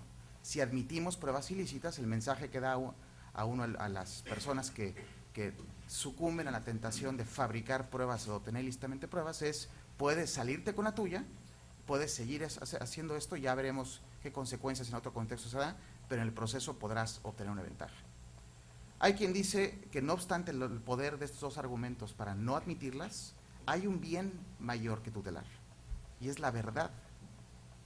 Habrá unos que dicen, si tú quieres árbitro o juez bien decidir una disputa, y tienes un elemento probatorio en tu expediente que te dice cuál es la verdad, y sin él, si lo extirpas de tu expediente, sería imposible saber la verdad, o la verdad del expediente sería distinta a la verdad verdadera, pues mejor darle una consecuencia, una sanción, una consecuencia procesal, que se denuncie penalmente, vaya uno a saber qué consecuencias acarrea la ilicitud específica de esa prueba, pero no dejes de conocerla. para llegar a un fallo correcto. Y por cierto, esto es un drama frecuente en películas de Hollywood. Lo que ellos llaman tecnicismos, lo que ellos llaman, ¿cómo es posible que por este tecnicismo hayan quitado la prueba del DNA y el violador haya salido libre? Es una manera dramática de exponer lo que en esencia tienen que muchas personas vivir, de qué hacer con una prueba ilícita, con una prueba que trae un elemento problemático. ¿Qué debe hacer un árbitro ante esto? Si uno examina diferentes sistemas procesales, yo he examinado 2, y después de escuchar al doctor Castillo me apalanco en lo que él ha explicado con respecto a derecho peruano, pero encuentro, por ejemplo, en Estados Unidos, que está la teoría del árbol, del fruto del árbol venenoso, the fruit of the poisonous tree, muy bíblico el término, y en esencia dice, si hay una ilicitud, no es admisible la prueba, punto, se acaba la discusión. Por cierto, es un poco hipócritamente seguido, hay un caso muy famoso con México, que es el caso de Álvarez Machain, que la DEA contrató a unos mercenarios para secuestrar a un mexicano, llevarlo a Estados Unidos y juzgarlo. Y no obstante este principio tan importante, la Suprema Corte de Justicia de Estados Unidos, con esas pruebas ilícitas, con esa persona ilícitamente obtenida, juzgó a Álvarez Machain. Nada más llamo la atención que no siempre es consistente estas teorías. Pero existe, regresando a nuestro tema, existe una corriente de opinión muy enraigada en sistemas de common law que no debes de utilizarla. Otro ejemplo, México. En el contexto penal hay bastante jurisprudencia sobre qué hacer y tiende a ser el no es utilizable, salvo algunas excepciones, como por ejemplo que hay una fuente de verificación independiente o que sea de inevitable descubrimiento y por ende, pues qué más da que haya estado ilícitamente presentada y una que otra excepción más, pero el punto subyacente es que en principio no se acepta. Cotejado o visto rápidamente qué hacen algunos sistemas procesales, regreso a la pregunta del árbitro. ¿Qué debe hacer un árbitro que se encuentra una prueba ilícita en su expediente? Cecilia ha dicho algo muy atinado y es que el árbitro es el custodio de la legitimidad de un proceso. No solo es quien dirige un proceso, sino es el responsable porque el ejercicio que se está siguiendo en ese arbitraje sea digno del adjetivo debido. Para que el proceso sea debido, entre otras cosas, debe cuidarse cómo se conforma el alma, te puedo citar con el alma, me gustó esa frase, del proceso. Aunado a ello, pensemos en que hay muchas diferencias o hay muchas posturas que diferentes países han tomado sobre esto. Yo lo que les quiero proponer es un análisis, un continuum de circunstancias para evaluar cuándo sí y cuándo no puede aceptarse una prueba ilícita y no tomar una regla rápida o genérica a rajatabla. Y yo propongo que haya 2 variables que consideremos. Número 1, la gravedad de la ilicitud y número 2, la importancia de la prueba. Si la ilicitud es ofensiva a derechos humanos, y escuchamos algunos ejemplos, definitivamente no debe ser admitida. Pero si la ilicitud es menos grave, por ejemplo, es una ilicitud contractual, o es algo técnico, o es algo que no nos gusta, pero en ausencia de esa prueba, no habría manera para probar el punto que es clave para la determinación, yo lo que quiero proponerles es que este tema no es uno en el cual admite una regla genérica positiva o negativa. Lo que existe es una facultad que está en su artículo 43 de la Ley Peruana del Arbitraje o el artículo 49 del Reglamento de Arbitraje del Centro de Arbitraje de la Pontificia Universidad Católica, que es la facultad para determinar la admisibilidad, pertinencia y valor probatorio de cada prueba. En vez de simplemente extirparla, de sacarla del expediente, hagamos este análisis de balanceo sobre gravedad de la infracción e importancia de la prueba para determinar qué hacer con la misma. Primer sugerencia que hago y que someto a su consideración. Segunda, veamos qué postura toma la otra parte. En un caso reciente mexicano que surgió y se demostró que una prueba era apócrifa, una cuestión que brilló por su ausencia es una postura de la otra parte sobre la ilicitud. Es decir, la parte que había presentado la prueba ilícita y que la otra demostró a los ojos del tribunal que era ilícita, en vez de objetar sobre que estuviera formalmente en el expediente, se dedicó a buscar cómo habían obtenido esa prueba. Entonces el mensaje que el tribunal se llevó fue, está más preocupado de saber qué empleado filtró la prueba o qué persona es internamente quien está transmitiendo eso, que en verdad dar una explicación verosímil sobre por qué sucedió eso.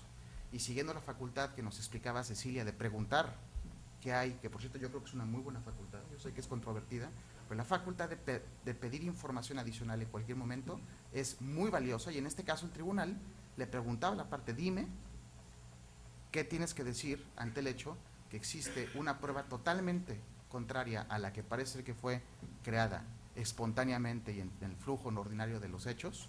Y la parte lo que decía es: yo quiero saber cómo llegó aquí, nada más. No da una explicación verosímil. Lo único que dijo, porque era un proceso en inglés, decía hubo un mixing of information. Y el tribunal en su fallo, que es un tema que hablaré en 5 minutos, en su tribunal lo que dijo es: esta no es una respuesta persuasiva o verosímil a algo tan grave, a encontrar un documento tan distinto que el verdadero. Primer tema. Segundo tema es el impacto sustantivo. Hay un caso muy famoso que, por orden espontáneo, parafraseando a Alfredo Bular, se ha convertido en el paradigma de este tema en casos internacionales. Y es el arbitraje 1110 de la CCI, en el cual lo que sucedió en ese caso fue que este árbitro 1 se encontró con una disputa entre un inglés y un argentino, en el cual, entre otras cosas, había dado dinero el inglés al argentino para que corrompiera a una autoridad y obtuviera un contrato de concesión muy lucrativo con el gobierno argentino, y cuando surge una controversia sale a relucir esto. Este árbitro único suizo muy famoso, que se llama Gunnar Lagergren, emitió un fallo después de determinar que había sucedido esta ilicitud, diciendo: declino jurisdicción. Y el motivo es: quienes recurren a la ilicitud renuncian por ese solo hecho a su derecho a acudir a la mecánica judicial a obtener justicia. Pierden sus derechos. Y esa oración que está en el párrafo 23 de ese laudo ha dado lugar a una cascada de posturas y de debate internacional que a la fecha no se dirime, y es tan arduo el debate que investigué hasta que encontré este laudo. Y lo leí, y lo que quiero comunicar de él es que el debate internacional reside en que hay gente que dice que fue una pésima decisión, y hay gente que dice que es una extraordinaria decisión. Y hay argumentos muy sólidos de ambos lados. Y si uno lee la decisión, la verdad es que, como tiene la virtud de concisión, uno puede interpretar distinto, en formas distintas, qué es lo que quiso decir el doctor Lagergren. Si, por ejemplo, él lo que quiso decir es que, como el objeto principal del contrato era corromper una autoridad, entonces el acto jurídico es inválido y, por ende, no tiene derechos la parte que reclama en arbitraje. Si él quiso decir esto, yo quiero aplaudir su decisión. Si él, por contra, dijo, al decir declino jurisdicción, y estas palabras son del, repito, párrafo 23, y quien quiera el laudo se lo mando, por cierto, declino jurisdicción, porque cuando partes se coluden para llevar a cabo actividad ilícita, renuncian a su derecho a usar la mecánica judicial o la infraestructura judicial para obtener justicia. Si esto es cierto, y hago un paréntesis, creo que es cierto, creo que es lo que en verdad quiso decir, habiendo investigado el laudo, postulo que es una pésima decisión. Uno, es un non-licet. La persona que tenía algún derecho bajo ese contrato simplemente no lo pudo hacer valer, y la otra persona que, como dicen en inglés, it takes two to tango, si había corrupción de ambos lados, pues esa otra persona se fue con su beneficio sin ser judicial o legalmente exigido que cumpliera con los términos del contrato. Número dos, la opción, a veces parece hasta banal decirlo, pero por lo menos algunas discusiones que he tenido en México, presiento que mucha gente no la acepta, y creo que es una solución mucho más conceptualmente consistente y útil pragmáticamente, y es: si existe un ilícito, que ese ilícito detone las consecuencias penales correspondientes, o civiles, a lo mejor simplemente es una multa o una medida de seguridad, pero no dejemos de juzgar el asunto. Es el peor de todos los mundos, que si un hecho impacta diferentes leyes, que cada ley arroje sus consecuencias, y que no dejemos de conocer una de ellas porque exista un ilícito. Llevado en este ejemplo, si existió un cohecho entre el argentino y el gobierno, pues que los metan a la cárcel, pero que no dejen de conocer del asunto, en este caso de arbitraje, y que no deje, en este caso el inglés, de hacer valer sus derechos frente al argentino. Pueden coexistir ambas soluciones, y creo que sería mucho mejor derecho. Sé que me quedan 3 minutos, voy a hablar de umbral probatorio y motivación. Umbral probatorio. Por lo general, los procesos arbitrales tienen que ver con asuntos civiles, mercantiles, relaciones dinerarias, y en este tipo de asuntos, el umbral probatorio tiende a ser balance de probabilidad. Es decir, dicho o expuesto gráficamente, uno pone de un lado las pruebas de una parte A, de otro lado las pruebas de parte B, y el que pese más, no solo cuantitativa, sino cualitativamente, ese gana, porque es el balance de probabilidad, quién probó más, incluyendo mejor. Pero cuando uno habla de ilicitud, generalmente uno lo que hace es utilizar el estándar probatorio penal, que es contundencia. Tienes que estar contundentemente convencido que el ilícito sucedió para que puedas anclar consecuencias jurídicas en él. Y el motivo es fácil de entender, la gravedad de las consecuencias. Quiero proponer que aunque los tribunales arbitrales como regla se mueven en relaciones comerciales y por ende el estándar normal es balance de probabilidad, cuando se busque anclar una conclusión en un hecho que sea que implique una prueba ilícita, una prueba que viola alguna norma, que eleve el estándar. Me interesará conocer su opinión sobre esto, pero si lo aceptan, que por cierto toda la gente que he platicado esto lo han aceptado, hay un problema que se genera. Yo quiero ser el primero en admitirlo, y es, si uno exige contundencia, se encuentra con el siguiente problema, y es que los malhechores no son tontos. Como hay un dicho coloquial de tribunales en México que cuentan que un litigante llegó con un juez y le dijo, usted es un corrupto. Y le contestó el juez, demuéstremelo.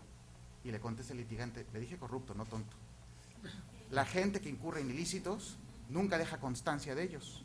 Entonces, si estamos subiendo el estándar probatorio, podemos encontrarnos fácilmente con que no podemos demostrar el ilícito porque la contundencia es muy difícil de hacer de ella.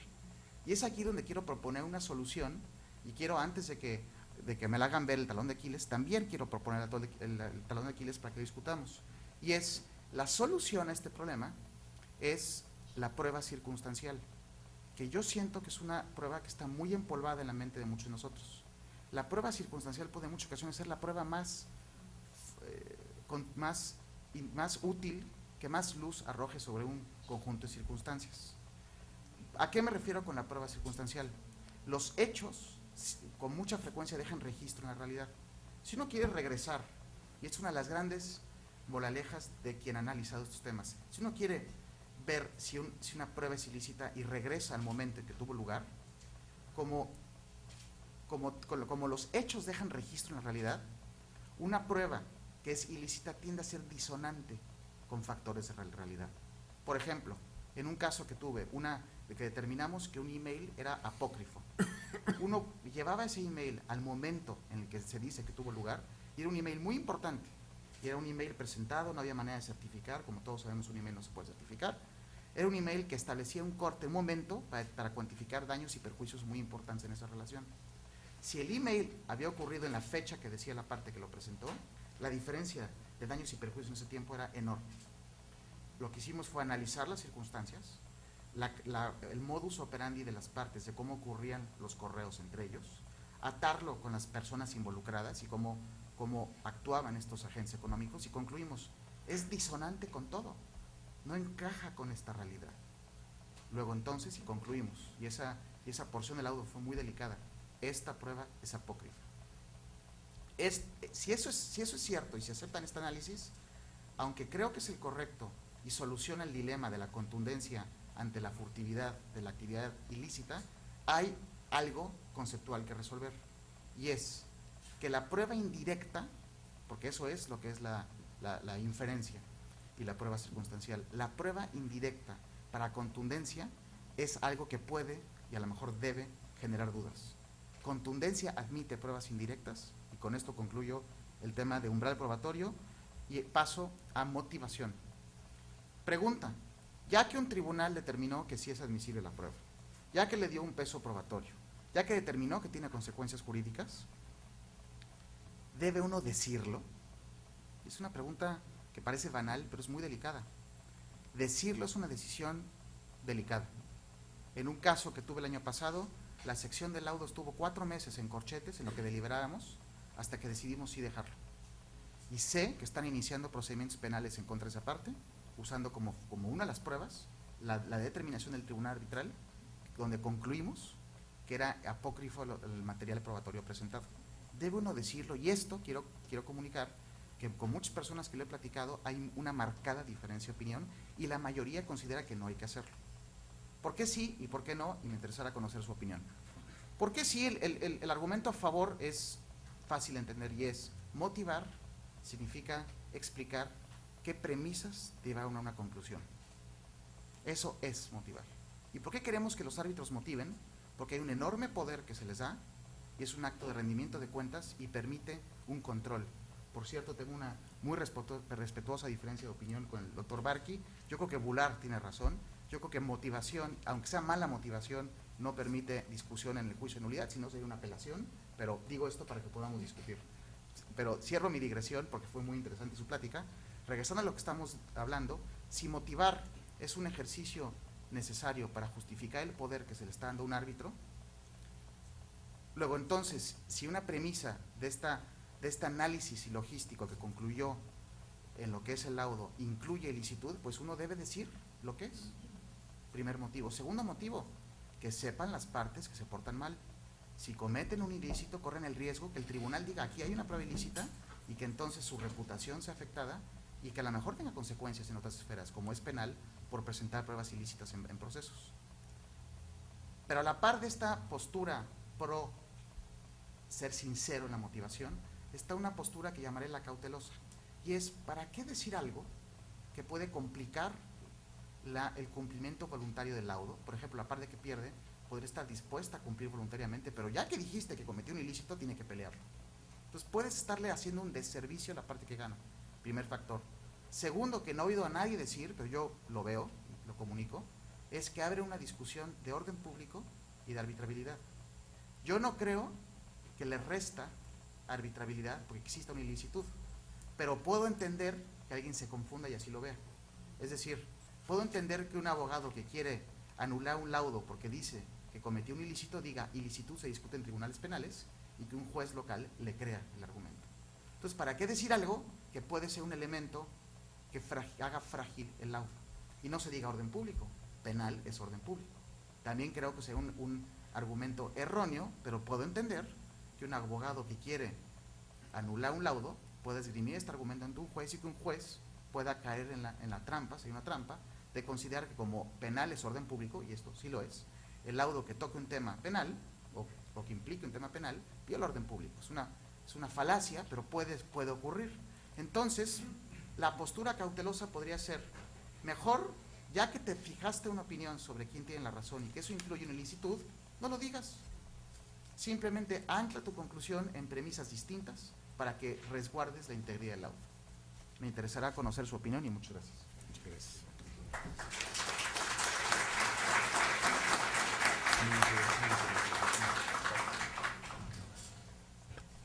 Bien, para cerrar este bloque, vamos a ceder el uso de la palabra al doctor Billy Franco, a quien le vamos a plantear algunas interrogantes, ¿no? ¿Qué particularidades tiene la pericia como medio probatorio en un arbitraje? ¿Qué es lo que un tribunal arbitral espera de una pericia de oficio? ¿Qué es lo que un tribunal arbitral espera de una pericia de parte? ¿Hasta qué punto la pericia de parte debe ser consecuente con la posición de dicha parte? ¿Existe algún límite para ello? Doctor Franco. Buenas noches a todos. En primer lugar, quiero compartir con ustedes el agradecimiento del doctor Campos a la invitación que le hizo el Centro de Arbitraje de la Universidad Católica, el mío propio además, por permitirme compartir la mesa con tan distinguidos penalistas en su lugar, y bueno, entrar ya en materia, porque entiendo que todos estamos un poco inquietos por lo que está pasando allá afuera. Entonces, yo quería comenzar responder a la primera pregunta en realidad a partir de la reflexión que hizo el doctor Castillo Freire en su presentación acerca de la orfandad que en materia probatoria aparentemente aqueja a los procesos arbitrales, y en concreto, y trasladándolo directamente a la materia pericial. La verdad es que yo en general encuentro en el arbitraje una gran oportunidad, no solamente para las partes de obtener un resultado más pronto y probablemente mejor fundado, sino también para los abogados que intervenimos en ella para enriquecer en realidad la práctica litigiosa que seguimos. Un poco en esa línea en realidad, lo que el decreto legislativo 1071 nos ofrece, al menos a nosotros, es una gran oportunidad de concebir un pequeño sistema de reglas al interior del proceso que respondan o no al reconocimiento, al nivel intelectual y profesional, probablemente quien tengamos al frente. En realidad, cuando el decreto legislativo regula en su artículo 44 la intervención de peritos en el proceso, ofrece en iguales condiciones la posibilidad de aportar una pericia lo que entendemos como una pericia de parte, aportada directamente por precisamente una de las partes litigantes, o una pericia que entendemos como de oficio, pero más técnicamente mejor denominada como perito designado por el tribunal, sea a pedido de la parte o sea por iniciativa propia. Estas dos opciones en realidad suponen un balance entre qué tipo de proceso queremos, uno más inquisitorial o uno más adversarial. ¿Por qué? Porque en realidad cuando lo que prima o la primera opción que tenemos en mente es un perito de oficio, lo que nosotros queremos en realidad, la opción a la que estamos, por la que estamos tomando es la de un sistema inquisitorial. Es decir, entendemos que lo que queremos es hallar la verdad y creemos que un perito designado por el tribunal nos va a acercar a ese valor. Sin embargo, la opción de los peritos de parte en realidad refleja más una cultura precisamente adversarial, en que las partes están interesadas en apuntalar técnicamente el caso que quieren llevar al proceso. Es decir, cuando en un acta de instalación existe, la regla es una pericia de parte, estamos probablemente ante representaciones legales que están interesadas en construir su caso sólidamente desde el lado técnico. Esta reflexión es importante porque la opción que luego toman los reglamentos de arbitraje de las distintas instituciones que por lo pronto operan en nuestro país refleja un poco cuál es la situación del mercado de arbitraje, para denominarlo de esa forma, respecto a las prácticas de sus operadores. O sea, cuando un reglamento en realidad ofrece como primera opción o como regla una pericia de oficio, nos muestra de que en esa cercanía o en el traslado de algunos valores del Código Procesal Civil a las reglas que rigen en el arbitraje, estamos frente a un foro arbitral en que somos conservadores respecto al proceso que queremos, en que preferimos jugar con las reglas a las que estamos acostumbrados. Cuando la opción es diferente, probablemente estamos ante casos en los que en realidad, al margen de la costumbre o no de los abogados, en realidad la complejidad de la materia requiere que desde el comienzo, desde la formulación de la demanda, ya tengamos en mente a un perito que presentará un informe que desde su punto de vista se referirá a los aspectos que probablemente nosotros no hemos sabido explicar en forma completamente satisfactoria. Ahora, volviendo un poco a la idea que todos tenemos respecto a las pericias. Cuando uno piensa en una pericia, en realidad está pensando de entrada nada más en una materia compleja que requiere un entendimiento de alguien especializado. Pero evidentemente detrás de ese entendimiento, lo que nosotros finalmente, a la conclusión que llegaremos es que, con algo de experiencia en esto, que lo que ese profesional finalmente nos ofrecerá es una opinión.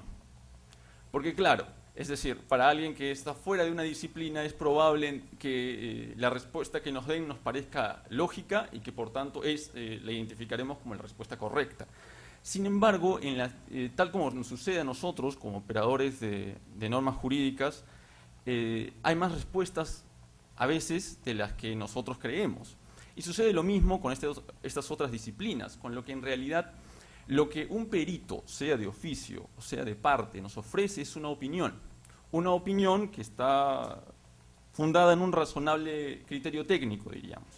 Pero allí donde cuantifica, allí donde verifica la ocurrencia de eventos o rectifica criterios de interpretación, que son básicamente las tareas usuales que realiza un perito, estamos siempre frente a una opinión. Ahora, ¿qué propósito tiene esa opinión? ¿Qué utilidad tiene al ser incorporado al proceso? Depende de qué tipo de perito tenemos al frente, o uno designado por el tribunal arbitral o uno designado por las partes. Cuando pensamos en un perito de oficio, uno designado por el tribunal, estamos pensando, sí, en un asesor neutral, esencialmente. Es por eso que en realidad es muy fácil asociar a ellos y exigirle a ellos las cualidades de imparcialidad e independencia que le exigimos a los árbitros y que motivan, en el caso de los árbitros, precisamente eventuales recusaciones de no cumplirse. Un perito no es recusable, porque no es un árbitro. Es decir, si revisamos, por ejemplo, el reglamento de arbitraje del Centro de Arbitraje de la Católica, encontraremos que cuando regulan recusación hablan de árbitros. No hablamos nunca de la posibilidad de recusar a un perito. Sin embargo, esas exigencias en realidad sí son relevantes a la hora de elegir o no a un perito, y es por eso que una vez que el tribunal determina o tiene una propuesta de perito, comparte con las partes precisamente esa propuesta. En realidad, detrás de esta práctica, y en general la forma en que se va desarrollando una pericia de oficio, está el entendimiento de que el perito de oficio está allí, en principio, para ayudar al tribunal arbitral a entender mejor el caso.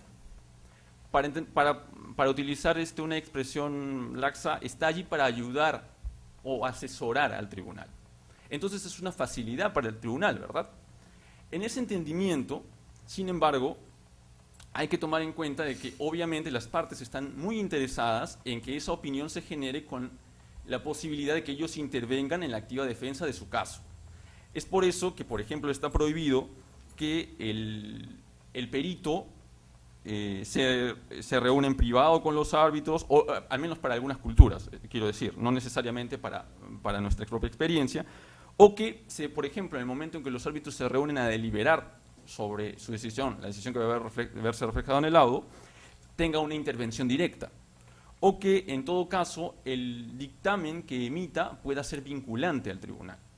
Es decir, todo este tipo de consideraciones tienen que ver con que la parte esté interesada en que cada vez que el perito le dé su opinión al tribunal, ella esté presente. Precisamente siguiendo esa lógica es que cuando se nombra un perito de oficio, el tribunal tiene que comunicar su propuesta en un inicio, tiene que considerar las objeciones que sobre un eventual vínculo del perito con alguna de las partes o con el propio tribunal surjan, que cuando se determine el pliego pericial que se va a entregar al perito, se le dé la oportunidad a las partes de comentarlo, de que una vez que se emita el dictamen, se pueda comentarlo, o es más, se puedan presentar pericias de parte para pronunciarse sobre algunos temas tocados en el dictamen, y que además puedan solicitar interrogar al perito de oficio en una audiencia. Todas estas garantías que informan en realidad el debido proceso, en este caso, y que por eso, y eso explica por qué no se pueden disponer de esas reglas, se explican precisamente por la naturaleza de la pericia de oficio, por el propósito que tiene al ser incorporada al proceso. Ahora, cuando hablamos de una pericia de parte, en realidad tenemos que entender que la finalidad es diferente. Cecilia mencionaba de que ella considera que un perito de parte no es de la parte. Yo discrepo parcialmente de esa afirmación, porque en realidad el perito de parte está allí no necesariamente para reproducir la opinión que tiene la parte respecto a su caso. Tienes que responder a las preguntas que se te han hecho, y solo a las preguntas que se te han hecho, porque de lo contrario estarías excediendo el alcance del encargo que se te ha dado. Tienes que listar los hechos que has verificado y que motivan tus conclusiones, y tienes que listar las asunciones que haces, es decir, aquellas cosas que estás tomando por ciertas pero que no necesariamente están probadas. Tienes que detallar tu metodología, y allí donde encuentres que no tienes suficiente material para dar una respuesta, tienes que señalar que tus conclusiones son provisionales. Todas esas instrucciones, o sea, que se recomienda hacer a un perito de parte, están dirigidas a generar condiciones de transparencia que hagan creíble su dictamen. No imparcial, no independiente, sino creíble, porque ese es el valor que debe tener el informe preparado por un perito de parte. Entonces, Eso me lleva un poco a la última pregunta que compartió conmigo el doctor Castillo en relación a hasta qué punto en realidad la pericia de parte debe ser consecuente con la posición que mantiene una parte en un caso. Y a propósito de ese tema, en realidad, yo creo que la forma correcta de enfocarlo es a partir de algunas ideas de destrezas legales, en realidad. El perito de parte va a ser sometido a un interrogatorio, recuerda. Cuando he leído algunos artículos al respecto, y en realidad es interesante cómo es que se recomienda o se enfoca el interrogatorio de esos peritos, y es ilustrativo respecto a este tema. Hay una clasificación que, evidentemente operativa, que postula cierto autor del que no recuerdo ahora, lo puedo compartir después, que dice que el perito de la parte contraria, el perito que tengas al frente, se clasifica en los mentirosos pagados o los profesionales equivocados. Y en realidad, al margen de que eso sea cierto o no, es decir, esa es la idea con la que tú deberías a partir de la cual tú deberías planificar la forma en que interrogas al otro perito. A partir de ello, evidentemente, se generan estrategias completamente diferentes. En realidad, lo que se abre es un flanco de oportunidad adicional. Un flanco de oportunidad que se abre precisamente frente a los mentirosos remunerados. Y es básicamente el que está centrado en su credibilidad. Es decir, al perito que es evidente que se le ha dictado lo que debe decir, lo que tienes que ofrecerle al tribunal frente a un perito de ese tipo es, porque probablemente se ha dado cuenta ya del problema de su dictamen, es ejemplos o hechos concretos respecto a los cuales es evidente que hay una parcialización. Eso al margen claro de que si ha mentido en su hoja de vida, si ha seleccionado los hechos en base a los cuales ha emitido su informe, o si simplemente ha ignorado otros, también deban destacarse. Es curioso, ¿no? Porque no solo se trata, y otra vez, el arbitraje nos ofrece la oportunidad de litigar en condiciones mucho más serias, mucho más bien documentadas. Probablemente el tribunal que uno tenga al frente es lo suficientemente inteligente y lo suficientemente formado para reconocer a un profesional no necesariamente imparcial, para usar esa categoría equivocadamente.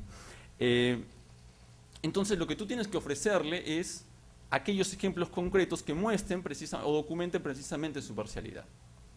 Ese flanco de oportunidad obviamente no se abre frente a un profesional que sostiene una posición distinta a la tuya, pero que evidentemente ha hecho su tarea, no ha mentido en su hoja de vida, no está emitiendo una opinión contraria a una publicación anterior que ha hecho, no tiene una relación laboral de hace algunos años con la parte que lo ha contratado, sino que simplemente ha logrado explicar, probablemente en forma persuasiva en su informe, que la otra parte es la que tiene la razón. En ese caso, evidentemente la tarea del abogado que interroga es mucho más complicada, porque lo que tiene que hacer es o mostrar que el razonamiento que ha seguido tiene algunos problemas, o que probablemente en realidad el razonamiento es muy parecido al perito que ha aportado uno, pero que en algún momento ha abandonado el camino de lo bien documentado, de lo lógico, por algún error, un lamentable error del profesional respetable que tengo al frente, pero un error, respecto al que explica por qué razón está equivocado. Entonces, evidentemente, si uno contrata como perito de parte a alguien que básicamente va a firmar la opinión que mis propios técnicos tienen sobre mi caso, lo que está ofreciendo es una gran oportunidad al otro para destruir la credibilidad del perito y hacer completamente inútil la prueba que se ha aportado y por la que probablemente se ha invertido una cantidad elevada de dinero, porque a más compleja es evidentemente la materia del informe, más difícil es conseguir a un profesional, porque no necesariamente abundan, y evidentemente es más oneroso el servicio. Entonces, en realidad, cuando uno reflexiona acerca de este tema, lo que tiene que recordar es que una pericia en realidad a la hora de llevada a una audiencia, no es un interrogatorio de testigos. Es decir, abandonar la idea de que uno puede pasar horas interrogando a un perito debido a que precisamente el interrogatorio de un perito, debido a que uno está interrogando a alguien que tiene mucho más conocimiento respecto al tema que uno mismo, abre una gran cantidad de flancos, de oportunidades para que la otra parte, o el asesor técnico de la otra parte, muestre que está uno equivocado. En ese contexto, es decir, y en la medida de que uno debe ser conservador llegando a esa audiencia, es que lo mejor, evidentemente, es recurrir a un perito de parte que mantenga no necesariamente tu propia posición, tal vez sí una afín, pero que sea capaz de defender palabra a palabra el informe que ha presentado. Eso es todo.